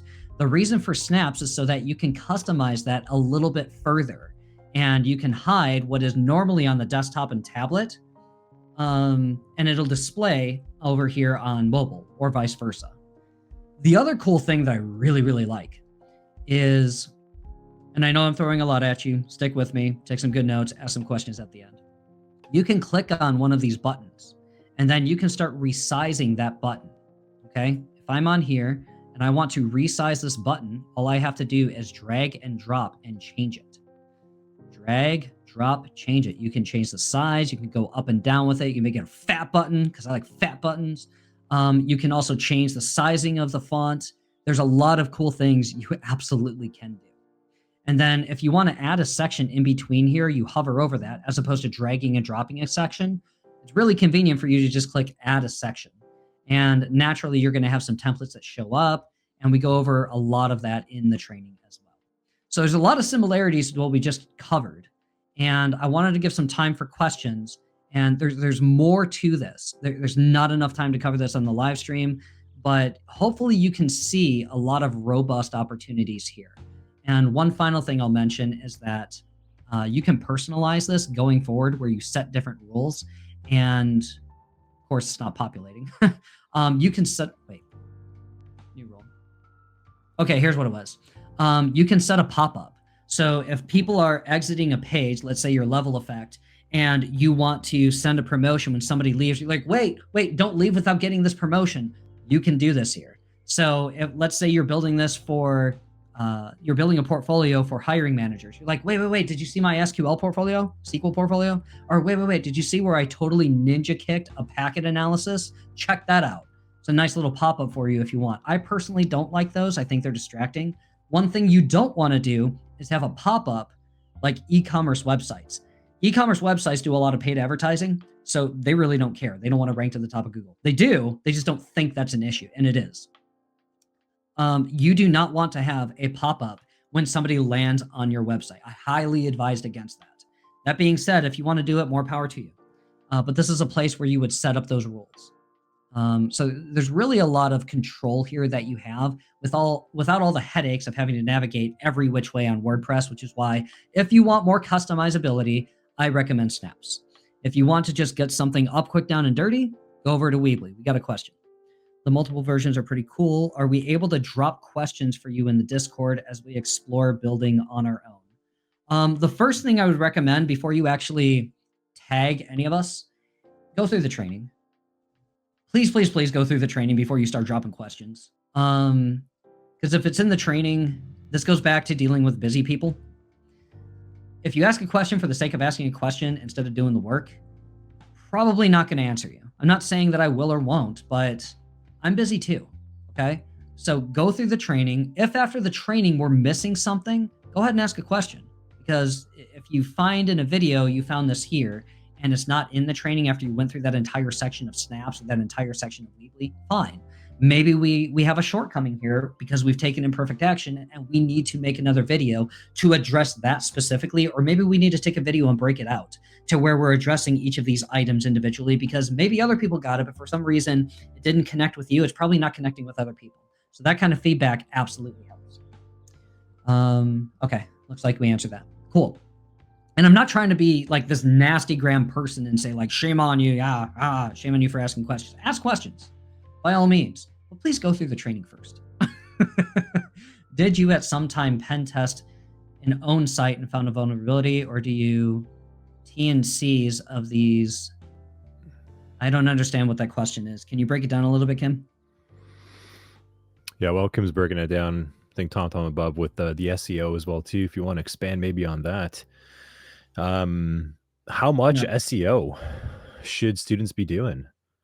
I don't see that. Is page SEO something we need to edit as well? Yeah. So you go over to the page section and you hit the 3 dots over here to click, and you'll edit page SEO. This is where you put the meta title and the meta description. Here's why. Site : put level effect on blast here, because why not? I think it needs some work. Let's take a look. No. Here's this. All right. So you have the page title, which looks like this in search index. Then you have the page description that looks like this in search index. So when one of your pages lists in search engines, this is what it looks like. This is why we customize it. Now, this page description is no longer a ranking factor, but the 2 biggest ranking factors, other than having a mobile responsive website and a secure website, have that little lock on there, SSL, TLS, whatever you call it, is the page title and page description. Page title and H1 tag. I apologize. We were talking about page title and page description showing up in Google search. Let's just be delineating between those 2. You have the page title here, which I'll go ahead and tell you. You want the page title to be under 55 characters or less, and we go over in this as training, so you don't have to write it down. 55 characters or less, including spaces. Let's see if they've done that on every page on here. Okay, they actually have room to put a vertical slash and put level effect on here, because chances are a lot of these are not going to be going over 55 characters or less. So a little tip there, including spaces. The page description, you want to be under 155 characters or less, including spaces. You don't want to have an ellipses like on their testimonials page. Usually this happens if you don't customize the description. Oftentimes it's going to grab something from the page and it may not be something you like. So anytime I'm building a website, I just go ahead and customize it, because it's not going to take long to describe what this is. And especially if somebody does a site colon, because a lot of people know this trick in Google search or other search engines, if this works too. They'll do this and be like, hey, just wonder how many pages they have. So this, if you're not looking at GitHub's little chart, which we'll look at in a moment, 2 things we need to show on GitHub. It's really not hard, but the video training goes over a deep dive of GitHub. Just customize this. Makes a lot of sense, and you should be good to go. Okay, we don't need to beat around the bush with this. But over on the snaps editor, if I can find that, because I'm taking imperfect action over here. Yeah. So you go to not layers, not themes, but pages. You go to any one of these pages. So you can go here, edit the page SEO, and this is where you do the page title. So be contact / level effect wannabe, or level effect trainer of the minute, because I'm definitely not going to be the trainer of the quarter. Okay. And then you have page meta description. So this is where you start typing things, and it gives you some character count over on the right. It's kind of tiny to see. And just go up to 155 characters or less, including spaces. You can also go to do a word counter search for free, like wordcounter.net or something, and just copy and paste what you put in there and keep it under 155 characters, or for the page title, under 55 characters or less, including spaces. You should be good to go. Okay. Word counter like that is also going to include the spaces. Yeah, so this was just a quick down and dirty comparison. We should leave some time for GitHub, but does anybody have any questions? Thank you for Weebly versus Snaps, how to decide. That was my next question. Are there any more key differences we should know? All in the training. Okay, I can't take too much more on this. You have to go through the training. Again, watch the training, see if this is something that you like. A lot of people like Snaps more than anything, and I didn't even put a referral link. I could have, I'm not going to, because I'm more interested in you learning than me getting some kickback. Okay. Yep. Yeah, we can, we got to get moving over to the GitHub portion over here just to keep on time, but can always drop additional questions inside of the Discord as well too, related to those components.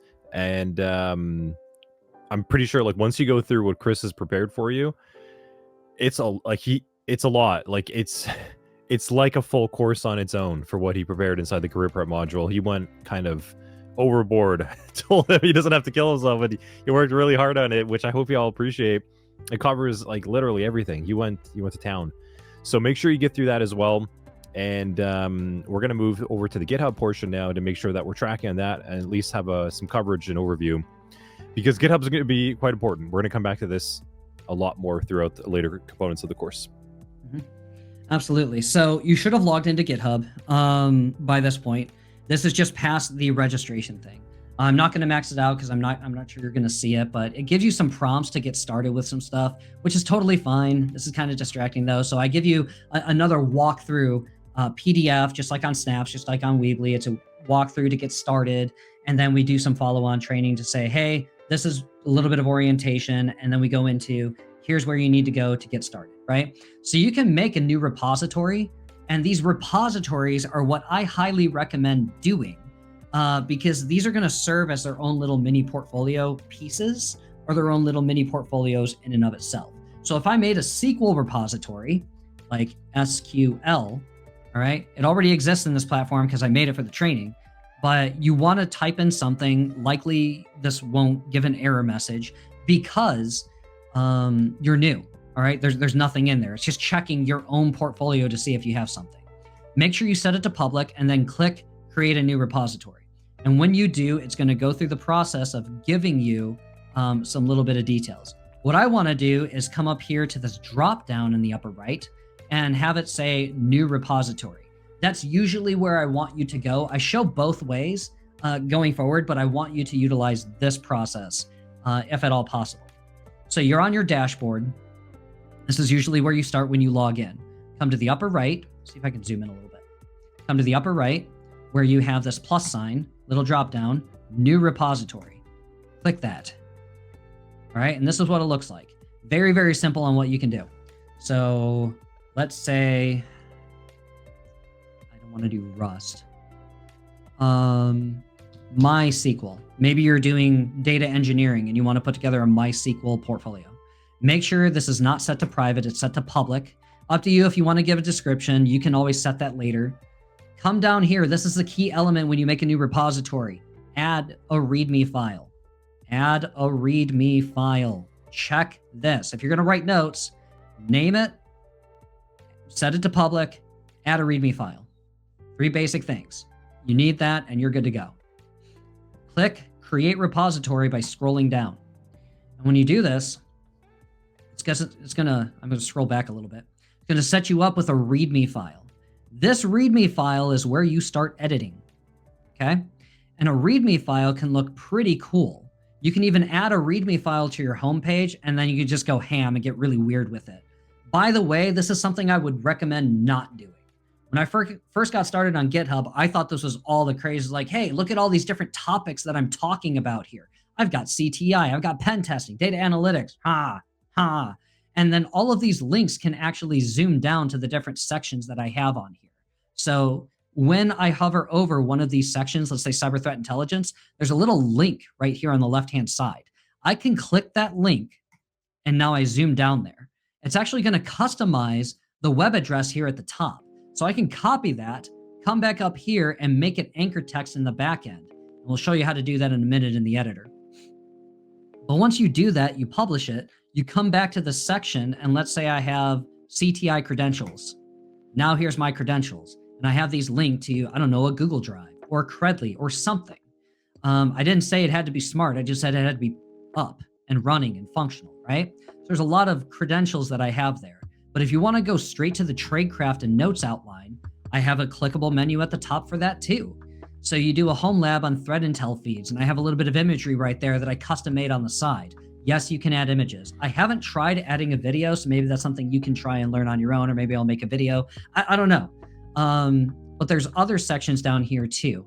And in the training, we actually walk through 3 models of cyber threat intelligence. This is actually the write-up that I use in the marketplace. So if we zoom out a little bit and just look at this at a high level, you have a little bit of detail right here, and you have the sources, the subject, the topic. And if I'm doing more CTI lifecycle notes, I name this here. Let me just go through this and then we'll address a little bit more questions, okay? So we got the title here. This is an H1 tag. There's ways that you can set this, and then you do the whole little write-up. And then this is an H2. Notice this has a line break underneath the H2. The line break under the H1, line break under the H2, they're different sizing. And then eventually you get down here to H3, a header tag 3. It's different sizing. It's smaller, but there's no line break under there. In the training, I walk you through how you can actually insert a line break in the event you want one, but for whatever reason, the header doesn't have it. H1 and H2 automatically has it. But you can see I've inserted images. I've made tables that I've taken a snippet of on Google Doc. And then I've continually talked about the situation, the implications, the impressions. Here's a discussion about it. Here's some congruence between the 3 versions that I've seen interpreting the CTI lifecycle. All models are equal in purpose, and then I make a conclusion. So there's an order and a process to this that I'm sure there's going to be a module later on down the road, but there's a really cool way that you can customize a README file. And so we're going to leave a couple minutes to at least look in the editor and see how that affects it, but we've still built out the training to walk you through how to edit this. So I threw a lot at you. We talked about how to make a repository, that you're going to get a README file for that repository. And then we also talked about the ability for you to actually go back to your main page, have a more customized and targeted README file that we talk about how to add to your profile. And we customize this to whatever industry focus you want. Don't do what I did when I first started here. And then you have the credentials, you have some notes down here, whatever you want, and they can link, okay? You can link these to some of these other repositories. Now you can only have about 6 repositories linked here, and you can start which ones you have. The other ones, they're still going to be sitting in there. They're just not going to be openly displayed. And then as you continue to make contributions, this little calendar right here is going to show the contributions. Last thing before we get to questions. I don't want you to get too hung up about making contributions and making 5 contributions just to fill up this calendar to have green stuff.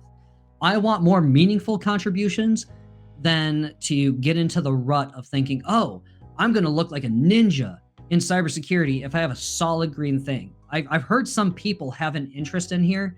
It's very subjective. Some people are going to like it. Some people are not going to care.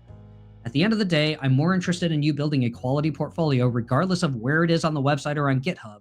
I want you to have a quality portfolio that you can then have anchor text linking to those different repositories and just make it about a subject that you want. If you want to use this as a resume, you're welcome to. I've tried that.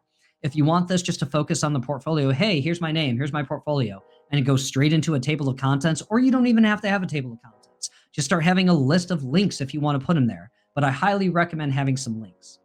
And then if you want to copy and paste some emojis from a LinkedIn post, you pull up an emoji on there and then just copy and paste it in here. The copy and paste actually works well. So what questions do we have before we jump into the editor and show you just very high level how these work? Or Anthony, if you wanted any contributions here while we're waiting for questions. I think, well, some questions kind of pepper in over there. I think it's also important to note that GitHub is a very valuable technical portfolio type of tool. Truthfully, what GitHub is it's a version control tool. Let's kind of go back even further. Git itself, like Git, is a tool for software version control, like when you're building software and code. Now, GitHub is it's just a web application to then put that code using the Git tool online. Now, GitHub is effectively at that point then a virtual version control and collaboration platform for you to put all of your code, all of your technical projects, and in that way, it's quite good. It demonstrates technical competency of what you're able to do and what you're able to not do if you don't have it. And a final caveat to that is GitHub itself, it's a strong value add to your brand. Yes. But as Chris had mentioned, if you start to look at this tool to be something that you have to then have a second job to manage, like you have to put updates, you have to show contribution, you have to be working on things, that's getting further away from the point of what it is. It's just a place to upload your code and your tools and things that you've worked on for someone to look at some point in time, or just a place for you to just have your own version control online. That's much more important. So I just want to kind of highlight that as well too. And there are many cybersecurity professionals that get started in the field and have worked in the field that don't have a GitHub. So also keep that in mind. We're showing you this to you because it is an important tool to understand. You'll probably interact with it, and you'll probably download open source tools and things, but not everyone has to have one. We're just going to get you through the motions to understand how it works and to work with it, and you'll be contributing to it later. But then the rest is up to you, how deep you want to go. The portfolio site is much more recommended to have. How is this different than GitHub Pages? I think GitHub Pages is the website version of this, whereas this is just repositories. I'm just adding repositories. I wanted to get you in here and get you some hands-on training with repositories, because you're likely going to be using repositories more than GitHub Pages. Do you want to talk a little bit more about GitHub Pages? Yeah.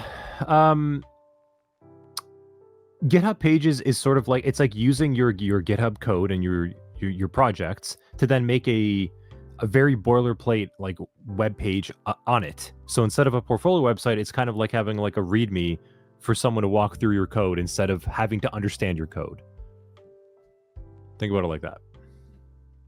And part of the reason that I did this with all repositories is because if you're doing a SQL portfolio, now you can add files to that. And then on the README file, like this display right here, this is called a README. Okay, what you're looking at here, this looks like a web page. It is a README file. It's a README file attached to a repository. This repository just happens to be attached to the profile. Whereas down here, these are repositories. And let's say the lifecycle notes. Okay, this is a repository in and of itself, even though it's a resume piece. Let's say I was doing a SQL portfolio and I had files attached to this for demonstrating my SQL skill. I've added a database that they can upload to a software tool like SQLite. It's a relational database management software. And so they can upload data, then they can copy some of my code, see the output I got, and then be like, oh, he actually noticed what he's talking about. I'm able to duplicate what he intended to share. And so that way you can actually prove that you know what you're talking about. And if you want to walk somebody through that and they have time on a screen share, go ahead and do it. You're probably so proficient at that point that you can actually execute on that. But there's a way that you can go to this file, you can add files to this. So that makes it really robust if you want to build out a Python script, or you want to showcase Python scripts, or you want to talk about your Python script in this repository. And it's so robust and built out that there's a lot of code, so you have a lot to say about it. And then you can say, here's a link to the code if you want to check it out. And then you can even go a step further and say, here's how you can check it out. So if somebody's new like me, I happen to be a clown, I don't know anything. I'm not saying people don't know Python or clowns, but I'm the clown that doesn't know anything about Python, and I've spent an entire year not touching it. But I want to see what this does. I want to see how it works. I'm curious. I want to see. Can you go through some instructions and say you actually know how to use it? Not just, oh, arbitrarily I wrote some code. Okay, do you know how to implement it? Showcase you know how to do that too. Could that be a little bit in the weeds? Maybe. But is that also going to leverage and showcase your proficiency a lot higher than other people who just copy and paste some code and say, oh, you should be professional. You should know how to use this. Showcase the environment, the context in which you use that. And I think that's going to differentiate your portfolio above other people. Anything you want to add, Anthony? Oh, no, I think that's good. I think it's good. You know, it's, okay. I think we should walk them through how to do it. I think that they'll get a better idea, because it's kind of like having a shared notebook, you know, like you have a notebook, I have a notebook. Imagine like putting a notebook online, and then anyone can see your notes, and then they can take your notes and they can work with it. That's kind of like what it's like. Yep. And if you actually, so it's called a pull request. It's kind of backwards. When I first got in there, I was like, oh, you do a pull request, but all you're doing is pushing a change to someone's repository. Like, it's really weird language. So it's language you have to get used to, right? Yeah. But even then, if somebody accepts your changes, you can get a badge here. And this is called a pull shark badge, where I've made changes to someone's database, they've accepted it, and now I'm showing that I've actually contributed to a project. That's almost like a badge of honor to be like, oh, you do know what you're doing with GitHub. Even if I don't, it looks like I do, right? So that's a great place to do that. So how do we customize a README? Well, let's go back to that portfolio piece. Recraft notes. Where was that? Good question from Karina too there while you're grabbing that. This is actually a really important question, I should say. Does your work at GitHub need to be particularly innovative? No. Secondly, can it just be a place to show your skill set and understanding of it? Yes. That is a analysis paralysis episode that a lot of people have when they're like, I need to get something on GitHub. It needs to be unique. I need to like reinvent the wheel. I need to come up with some new concept, or else I'm going to be looked at as like I don't have any skill level because it's been done before. And it just kind of goes like this racing thought. It never ends. So no, it's just to demonstrate your level of skill level and your projects and things that you're interested in. That's it. And to give you a better idea, if I'm going to go hire a carpenter or a plumber, I just want to know they can do the job. They've probably all built the same projects. They've probably all done the same work at different times in different houses in different countries. If they can go and fix the plumbing, if they can go and fix the cabinetry, that's what I care about. And it's all going to look the same pretty much. Now, some might look a little bit better or worse depending on skill level, but that's what I'm looking for. And that's what GitHub is. It's a place to go and show your tradecraft projects. It's not going to be the world's unique thing, and it doesn't have to be. Absolutely. Yeah. Solid point. Thank you for that. All right. So this one, Groove, is my version of the portfolio that I made as scratch for you. Over here is the primary portfolio because I built a table of contents that all link to these separate header tags down here. So I made that all linkable. So you see I'm practicing what I preach. Even then, what you do to edit something, a README file, in this README section in the upper right of this little box, you have a little pencil. This is to edit the file. So you click edit. Okay, and anytime you make a change, there's a green button that's going to highlight in the upper right. It says commit changes. It's kind of dulled out a little bit, but that's what you do. And then as you can see, all of this is basic text. There's a little bit of changes right here. And then when you start getting into header text, let's see if we can zoom in a little bit further. When you start getting into header text, it's designated with something called Markdown. We have a link in the training to help you learn Markdown language, or whatever you want to call it.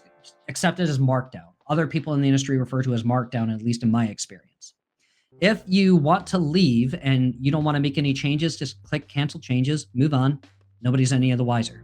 If you want to set an H1 tag, you can use a pound symbol, a space, and now anything after that in that line is now set to the header 1 tag. Hence, okay, maybe I didn't use a header 1 in here. The one that actually has an underline, okay? So the header 1, the biggest text, that's going to have an underline there. That is header 1. If you want to make a header 2, all you do is put a second hashtag. And again, this is all in the reference that we have inside of the training.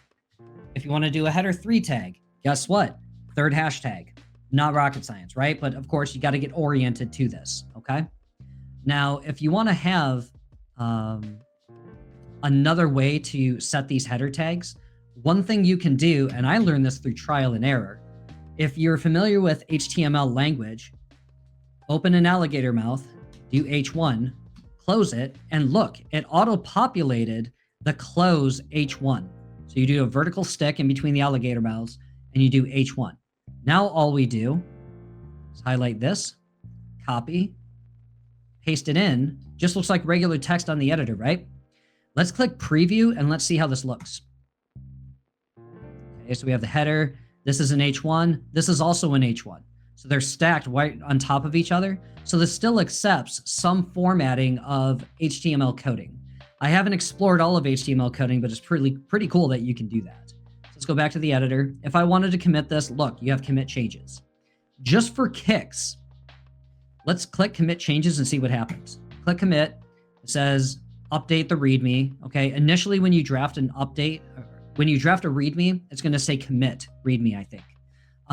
Going forward after that, it's going to say update, not a big deal. Extended description. I use this personally to say this is what I did. I added another H1 tag headline, even though I didn't need to. And then scroll down a little further, and we go over this in the training. There's 2 options here for the radio button. If you click this bottom one, it's probably going to make a new repository, and you're going to start getting confused. Just click commit directly to the main branch. I've said probably. It'll probably make a new branch. Just understand, I was confused when I used this once. I didn't understand it. Just click commit directly to the main branch. It's going to just update what you have here and then click commit changes. Do you have anything about that, Anthony? No, nothing to add other than that. You see the difference here where it's saying like commit changes and recording. That's what I was talking about, like the version control system. It's incredibly important when you work with code and technical projects to have a complete history and backlog recording all the changes that were ever made and why, to understand the history, so that if a vulnerability is discovered or if there's something that broke something and it no longer works, you can find out why that happened. This is all documentation, very common in cybersecurity and IT. You're going to see a lot more and more documentation as we move along with our technical training. Yep. All right, one more thing. I mean, you got the headers. That's pretty much the big thing. The other thing is how to actually anchor a text. I mean, the images are pretty much copy and paste or drag and drop. I've dragged and dropped these images. What the heck is the image? Here it is. It looks like exclamation point image, and then there's a link. And what this is a generated link. When I took a, let's see if I can actually bring an image in here. Okay, let's see if I can find like an image here. Okay, let's see if this will actually work. I'm going to try and drag an image here and see how that reacts. May not work, but I'm going to try it. So I'm going to drag this campfire in here, and look, just from my files, it made a new one under here. So we're going to put a space. Okay. Might even put a line break in here, or 2 line breaks to give a little bit of space. We're going to come up here to commit changes. I'm not going to commit the change or update the change just because, you know, time and expediency. But let's scroll down to the images. Okay. So below this, I now have this campfire, all with just a drag and drop from the file. One other thing you can do is if you want to link out to something. Okay. Let's zoom in a little bit on this link and see what happened. This text, which is a YouTube video, okay, I'm linking out to a YouTube video talking about Gary Ruddle's version and interpretation of an intelligence lifecycle. I have the anchor text, the stuff that's clickable, inside of these open braces. And then next to that, hugged up against it, is a link inside of parentheses. Okay, so let's try that real quick. Click this if you want to be awesome in cybersecurity. And then I'll put click here, right? Put a couple line breaks in here, and you can copy and paste that. I just like to type it. Oh my gosh, BR, and then one more, just because why not? And then in click here, I'm actually going to put something between the exclamation point and the words. So you put an open braces, close brace, open parenthesis, https://www.google.com. Doesn't matter what this is. All right. And it's inside that exclamation point next to this. Let's see if this is actually clickable text when we commit the changes. Actually, screw that. Let's go to preview. Look at that, clickable text. If I were to click on that, it would probably take me to google.com, and it does. So all of this is covered in the training up to this point, dragging, putting some images. By the end of the training, you should have everything you need to be able to create a repository. Build something similar to this. If you want to go deeper or more ham, you're welcome to. Remember to commit changes, because that's your save button anytime you include something. I highly recommend you put an update as to why you made the change, but I chose not to right there. And then I also show you how to go to your main page, your profile, your portfolio here, and add a README file here and start dialing this in. If you want to build a SOC Analyst portfolio, you have that option. I personally like to put credentials in as a short list. You don't have to put a lot of robust details in here as to what's in here. If you want to just leave it at tradecraft notes or network analysis with packets or things along those lines, you're certainly welcome to do that. This is my way of utilizing GitHub, and I'm happy with this. If you want to use GitHub pages or other formats or resources of this, if you want to build an entire robust website on GitHub, you're welcome to. But in the training, we're going to walk through this. Do we have any questions before I lightly touch on WordPress and we close this day out?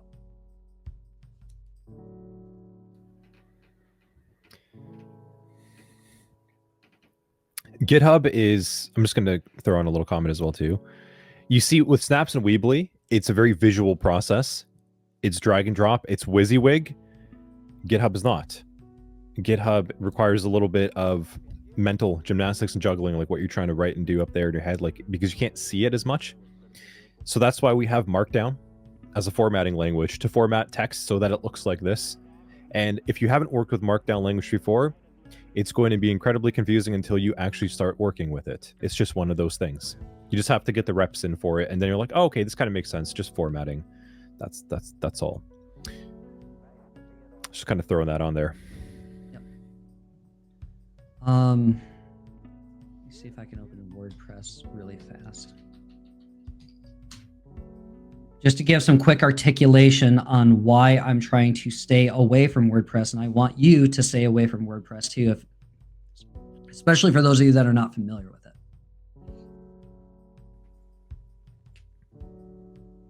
Any more questions on GitHub? Okay. So I started SiteGround, and I utilize SiteGround for web hosting. Again, I don't have an affiliate link in there. I just want you to get started. If you want to spend some money and you're still biased to WordPress, cool. For those of you who have never touched it, this is what we're looking at, okay? So you have site tools. There's a lot of customization that you can do back here, but sometimes customization is not the best thing in the world. Look at all these different files. You can set, file manager. You can go in here and you can customize things. You can set a 403 forbidden so you can hide your index files. So let's say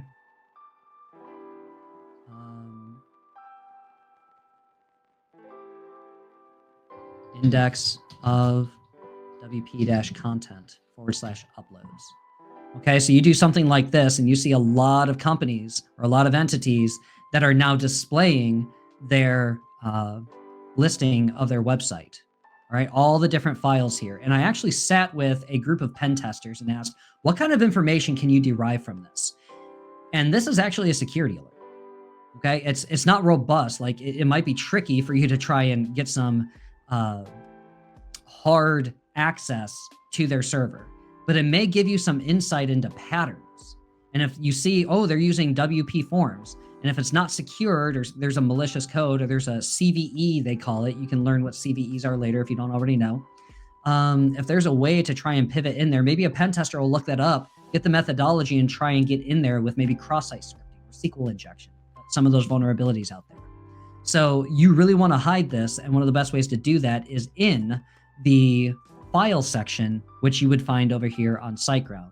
And you can customize a lot of things. You can make it faster with a CDN. You can set an SSL security certificate, do HTTPS enforce, a lot of things that you could do, which I've touched on in like an orientation video in WordPress.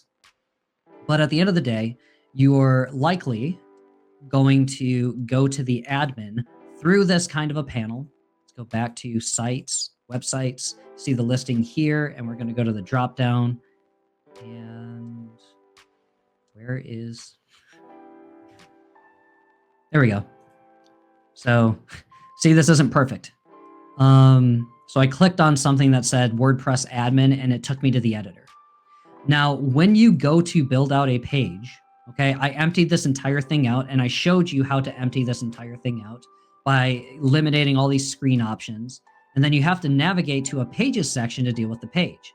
And if you're going to add a new page, you're going to have to go into this editor. And if you're using a drag and drop builder like Elementor, you have another button to build this platform with, because it takes you to a separate editor, and then you still have to hit publish.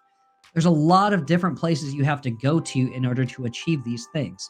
If you're going to go to appearance because you want to incorporate a theme, you have to click on add new themes and do a search inside of all these. If you want to get a plugin, because these aren't so native like Weebly and Snaps, you can't just drag and drop something in there. There's some coding that goes on in the back end. You have to click on add new plugins and do a search for like Ninja Forms or something like that if you want a contact form on there. If you want to grab Elementor, which is the one that I recommend, yeah, it's kind of bloaty, but it gets the job done because it's really close, or as close as it's going to be, I think, on WordPress. Some people are able to install a drag and drop builder like Weebly, the Weebly builder, on a WordPress install. I like not to.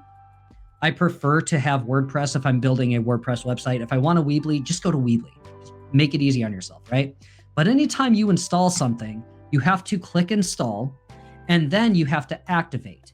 Here's the dangerous problem. Two things.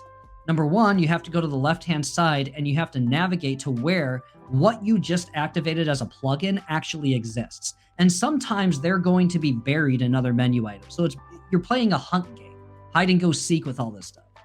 And I've been very frustrated with this in the past. I see the question. And I prefer to use the other platforms because you can still do a lot of the changes without the headache. Additionally, sometimes there's a platform that has you change menus. So instead of the top of the page, like on Snaps and Weebly, automatically populating, sometimes you have to take the list of pages and you have to build your own menu and create the menu and save it as a menu and identify it as a primary or a secondary or an off-canvas. There's so much customizability to this just getting started. And as a bonus to everybody, you're welcome if you want to go through it. There is a cost to the WordPress navigation. I'm very transparent about it. If you just want to watch the training, you're welcome to. If you want to try going through this, you're probably going to spend some money, or if you find a more affordable option, I don't want to call it cheap because I don't want to insult other platforms, but if it's a more affordable option than what I'm presenting, cool, go for it. But there's a reason I presented the one I did, just in case you get stuck and you want to keep going forward with this. You have help chat. You have a way to get access to help from the platform primarily, and likely they're going to be a better support for you than me. Okay. And so if you want to go through this and you want to jump down the rabbit hole to do this, by all means, just keep in mind there's a lot of customization and different places you have to go where you have to build the menu separately from where you would normally build the web page on Weebly or Snaps. The navigation bar will likely be displayed at the top of the page, but you have to go somewhere else to customize it. And that's what's frustrating to me. I'm like, this doesn't make sense. I'm simple. I want something quick. Why is this not quick to me? And just because you can orient this, and some people have told me, oh, it's quick, it's easy. A lot of business owners or a lot of people who are getting started in cybersecurity are like, just give me the simple. Weebly and Snaps are the simple. Of all the drag and drop builders out there, Weebly is the most simple. Snaps is still a way to customize while still keeping it simple in the Weebly drag and drop kind of family. And so we've shown you on this live stream today, 2 drag and drop builders, one's more customizable than the other. GitHub, which is a staple in cybersecurity. I highly recommend you go through that module. And then if you really have some money to spend or you're biased and you really want to get some hands-on with WordPress, which honestly I recommend since it's still powering over 43% of the worldwide web, it's probably worth your time to go through, if nothing, just watch. But if you really want to get some hands-on, I'm trying to finish out the modules and give you something that's robust. It's just not done yet. But there are some videos so you can at least get started to having something, and then you can start tinkering and playing around. And that's my presentation, everybody. Thank you for coming to my TED Talk. TED Talk's not sponsoring this, sorry. Yeah. So, thank you, Chris. I'll kind of throw on a couple things here as well now, too. And I'll give you a proper thank right after that. But first of all, so WordPress, as Chris is alluding to over here, is a very powerful platform. It's super feature rich. There's a reason why a lot of companies, why the web it's powering so much. It's also a little old. It's archaic. It's a little bit legacy. It has a very old school vibe for that reason, because it was built a while back and then everything adopted it. That's the clunkiness that you see on the left-hand menu over there, kind of getting things and getting lost inside of nested solutions. Not only that, I think what you need to do is sort of evaluate what you want to accomplish. And if you want to create a brand, like a large, like a business almost, then you're going to need something powerful. If you're just looking for a portfolio website to slap things together and have something to share around, like a business card, it's kind of what a portfolio website's like. It's like, here's my business card. Snaps and Weebly are great. Boom, good to go. WordPress is going to require a lot more customization to get started. It's like driving a manual car versus an automatic car. You got to kind of know how it works. It's a big difference in that regard. But Chris wants to introduce you to it so you know what you could get if you need it. So, question up there as well. to Karina's point, and Zeno sort of already pre-answered it because that's kind of where I was going to go, but I want to highlight that a little bit more, is GitHub. Okay, everyone can benefit from a portfolio website. Not everyone can benefit from a GitHub website in terms of priority. Truly, GitHub is centralized to a theme. It's code related, it's technical, it's projects. And like I've said, there are people don't even have GitHubs and they get jobs just fine, and they never make a GitHub. That's fine, but they probably interact with it, and that's why we're teaching you, and you're going to kind of work through that motion to be knowledgeable enough. Now, in addition to that, a portfolio website is much more of a canvas. It allows you to style it to your liking, to your needs. It allows you to present your personality, your creativity. It allows you to create a blog, to journal, to create projects, images in a much more enriched visual presentation. Now, who is going to be looking at you initially are going to be non-technical recruiters that are kind of scanning around, looking at websites and such.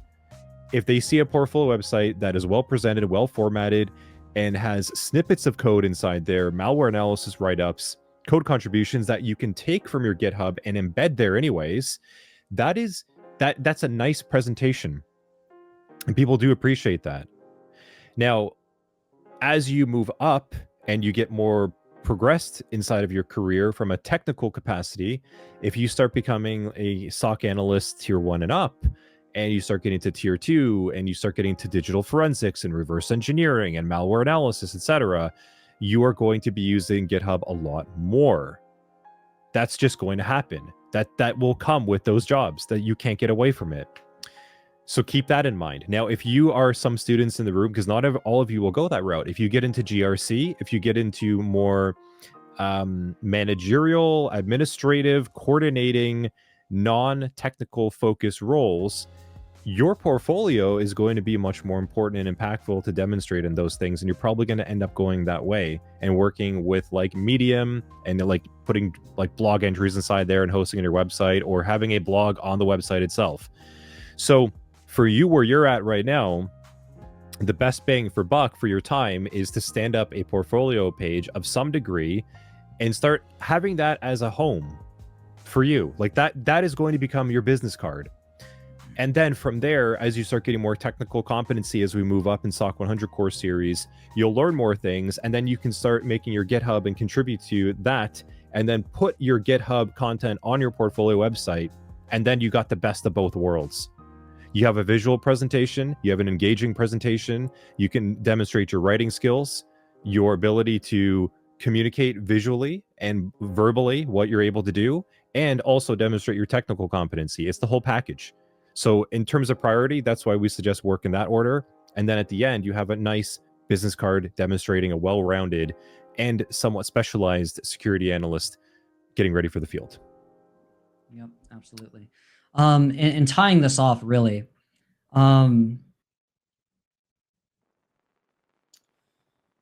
we've said it before, we'll say it again, take imperfect action. And Anthony is right.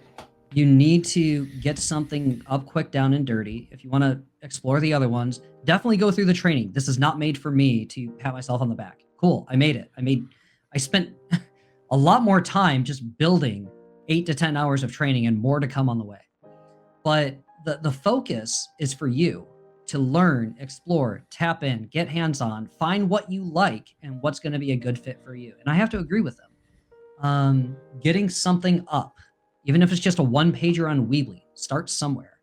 And then you can tinker with it a little bit more when you have time, or you go. Maybe some of your evenings, take 15 minutes and tinker with Weebly a little bit. And then take 15 minutes another day, tinker with snaps, and see which one you like more. Do you like the customizability of snaps?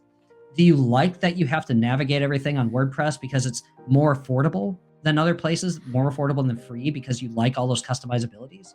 If you like that power, go for it. Just keep in mind, the more customization you have, the slower you're going to go, because it's probably going to mandate more of a time investment, as opposed to Weebly just saying, hey, build something up quick, down, and dirty, and let's go. And we've already walked you through some stuff. There's a ton more in the training. I'm just really concerned as to whether or not you're going to take the time to learn this and then take more time than is necessary, because let's say you don't like the color on one page, or you want to have other creative ideas from one page to another page and you don't want it to be consistent. The reason I have a header is so every single page that they go on my website, it looks formatted uniformly. And so they know that when they click on something and they land on something that's similar to the other page and it says Chris's portfolio, for example, they know they're on the same website. They didn't get navigated somewhere else in the ethers of the World Wide Web to somewhere dangerous. So there are key components that are critical to standing this up, and we cover those in the training.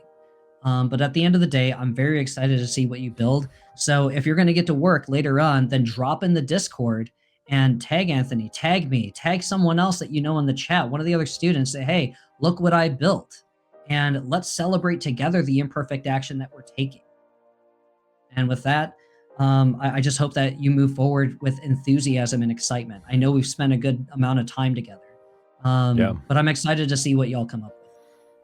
Yeah, definitely. Well, I think today's stream and this piece of the course and the series has been very valuable. I think everything Chris has covered in the presentation today, you've learned a lot about getting yourself recognized and noticed in a very competitive industry now. You've learned about what to do and what not to do in terms of actual networking and some examples of things that have worked. You've also seen the power of what is actually available to you if you actually just start doing something and getting your way there. And then we covered a lot in terms of building a portfolio website over here from 2 different platforms, and also a touch base on the GitHub side, which we're going to come back to even more when we start getting to the home lab technical portions and malware analysis lab and such. So it's not going to stop. As I said at the beginning of the stream, this is probably one of the most important takeaways, is getting yourself career ready if this is where you're going and stepping into the field. If you're just upskilling, that's fine. Like, you don't really need to kind of do this. That's fine. But for those, and we know that a lot of the students that are going through this program and our training are looking to get started. And everything here today is going to be what separates you from the crowd that just says, I'm just going to apply to every job with a resume, and truthfully doesn't really ever hear back. It's a black hole. Like, you're just throwing your resume to the void. This is an industry still on who you know. And just like anything else, all the same rules apply there too. This is much more of a networking based industry than just blind applications. Don't be fooled. That is the raw truth to it. So with that being said, I want to take a moment here and give Chris a big round of applause and thanks for, this is a ton of work that he put in, and to package it all up and have it ready for a presentation like today and walk you all through it and answer a lot of great questions. So I want to thank him for an outstanding job here, getting this all done and being part of the SOC 100 series and believing in the mission, what it stands for, to provide this level of training quality and content at an affordable, accessible pace. I mean, this is going to be a stream that is recorded now forever beyond the course. So I think there's a lot that speaks about him being part of this mission with the rest of the instructors as well. So please give him a round of applause. Thank him. We will be around in Discord through the week and on this afterwards. And just like Chris said, I can't wait to see what y'all build. We've been training you, we've been educating you, but I know we've got some creative students over here in the mix, and I think we're going to see some killer portfolios and GitHub projects coming up. So looking forward to that. And thank you everyone here for spending your time with us on a Sunday as well, as always. Thank you.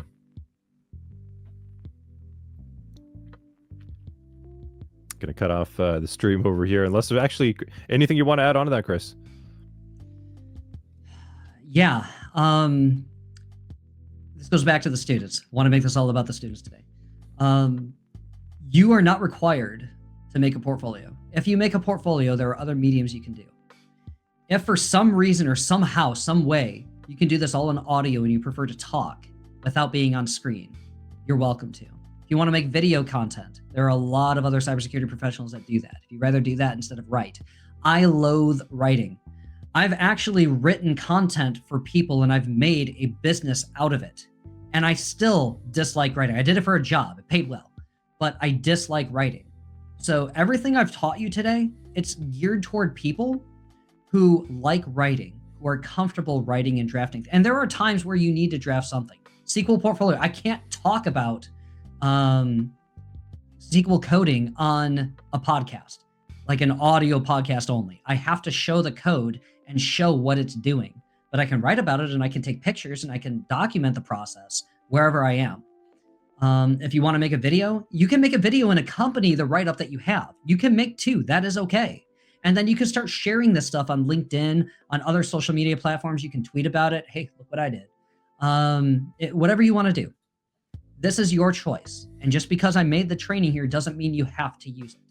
But I highly recommend that you go through it so at least you're oriented and you can make an informed decision. Because informed decisions are how businesses get fortified, they're protected, and then informed decisions are how pen testers also figure out how to break in. There's a lot of research that goes into it, just like there's a lot of research that goes into this training for you. So whatever you decide to do, let us know in the chat in Discord, and we'll see you inside. Love you guys. Proud of you. Let's go. Thanks, everyone. Have a good rest of your week. We'll see you next Saturday. We're going to dive back into content. Thanks again, everyone.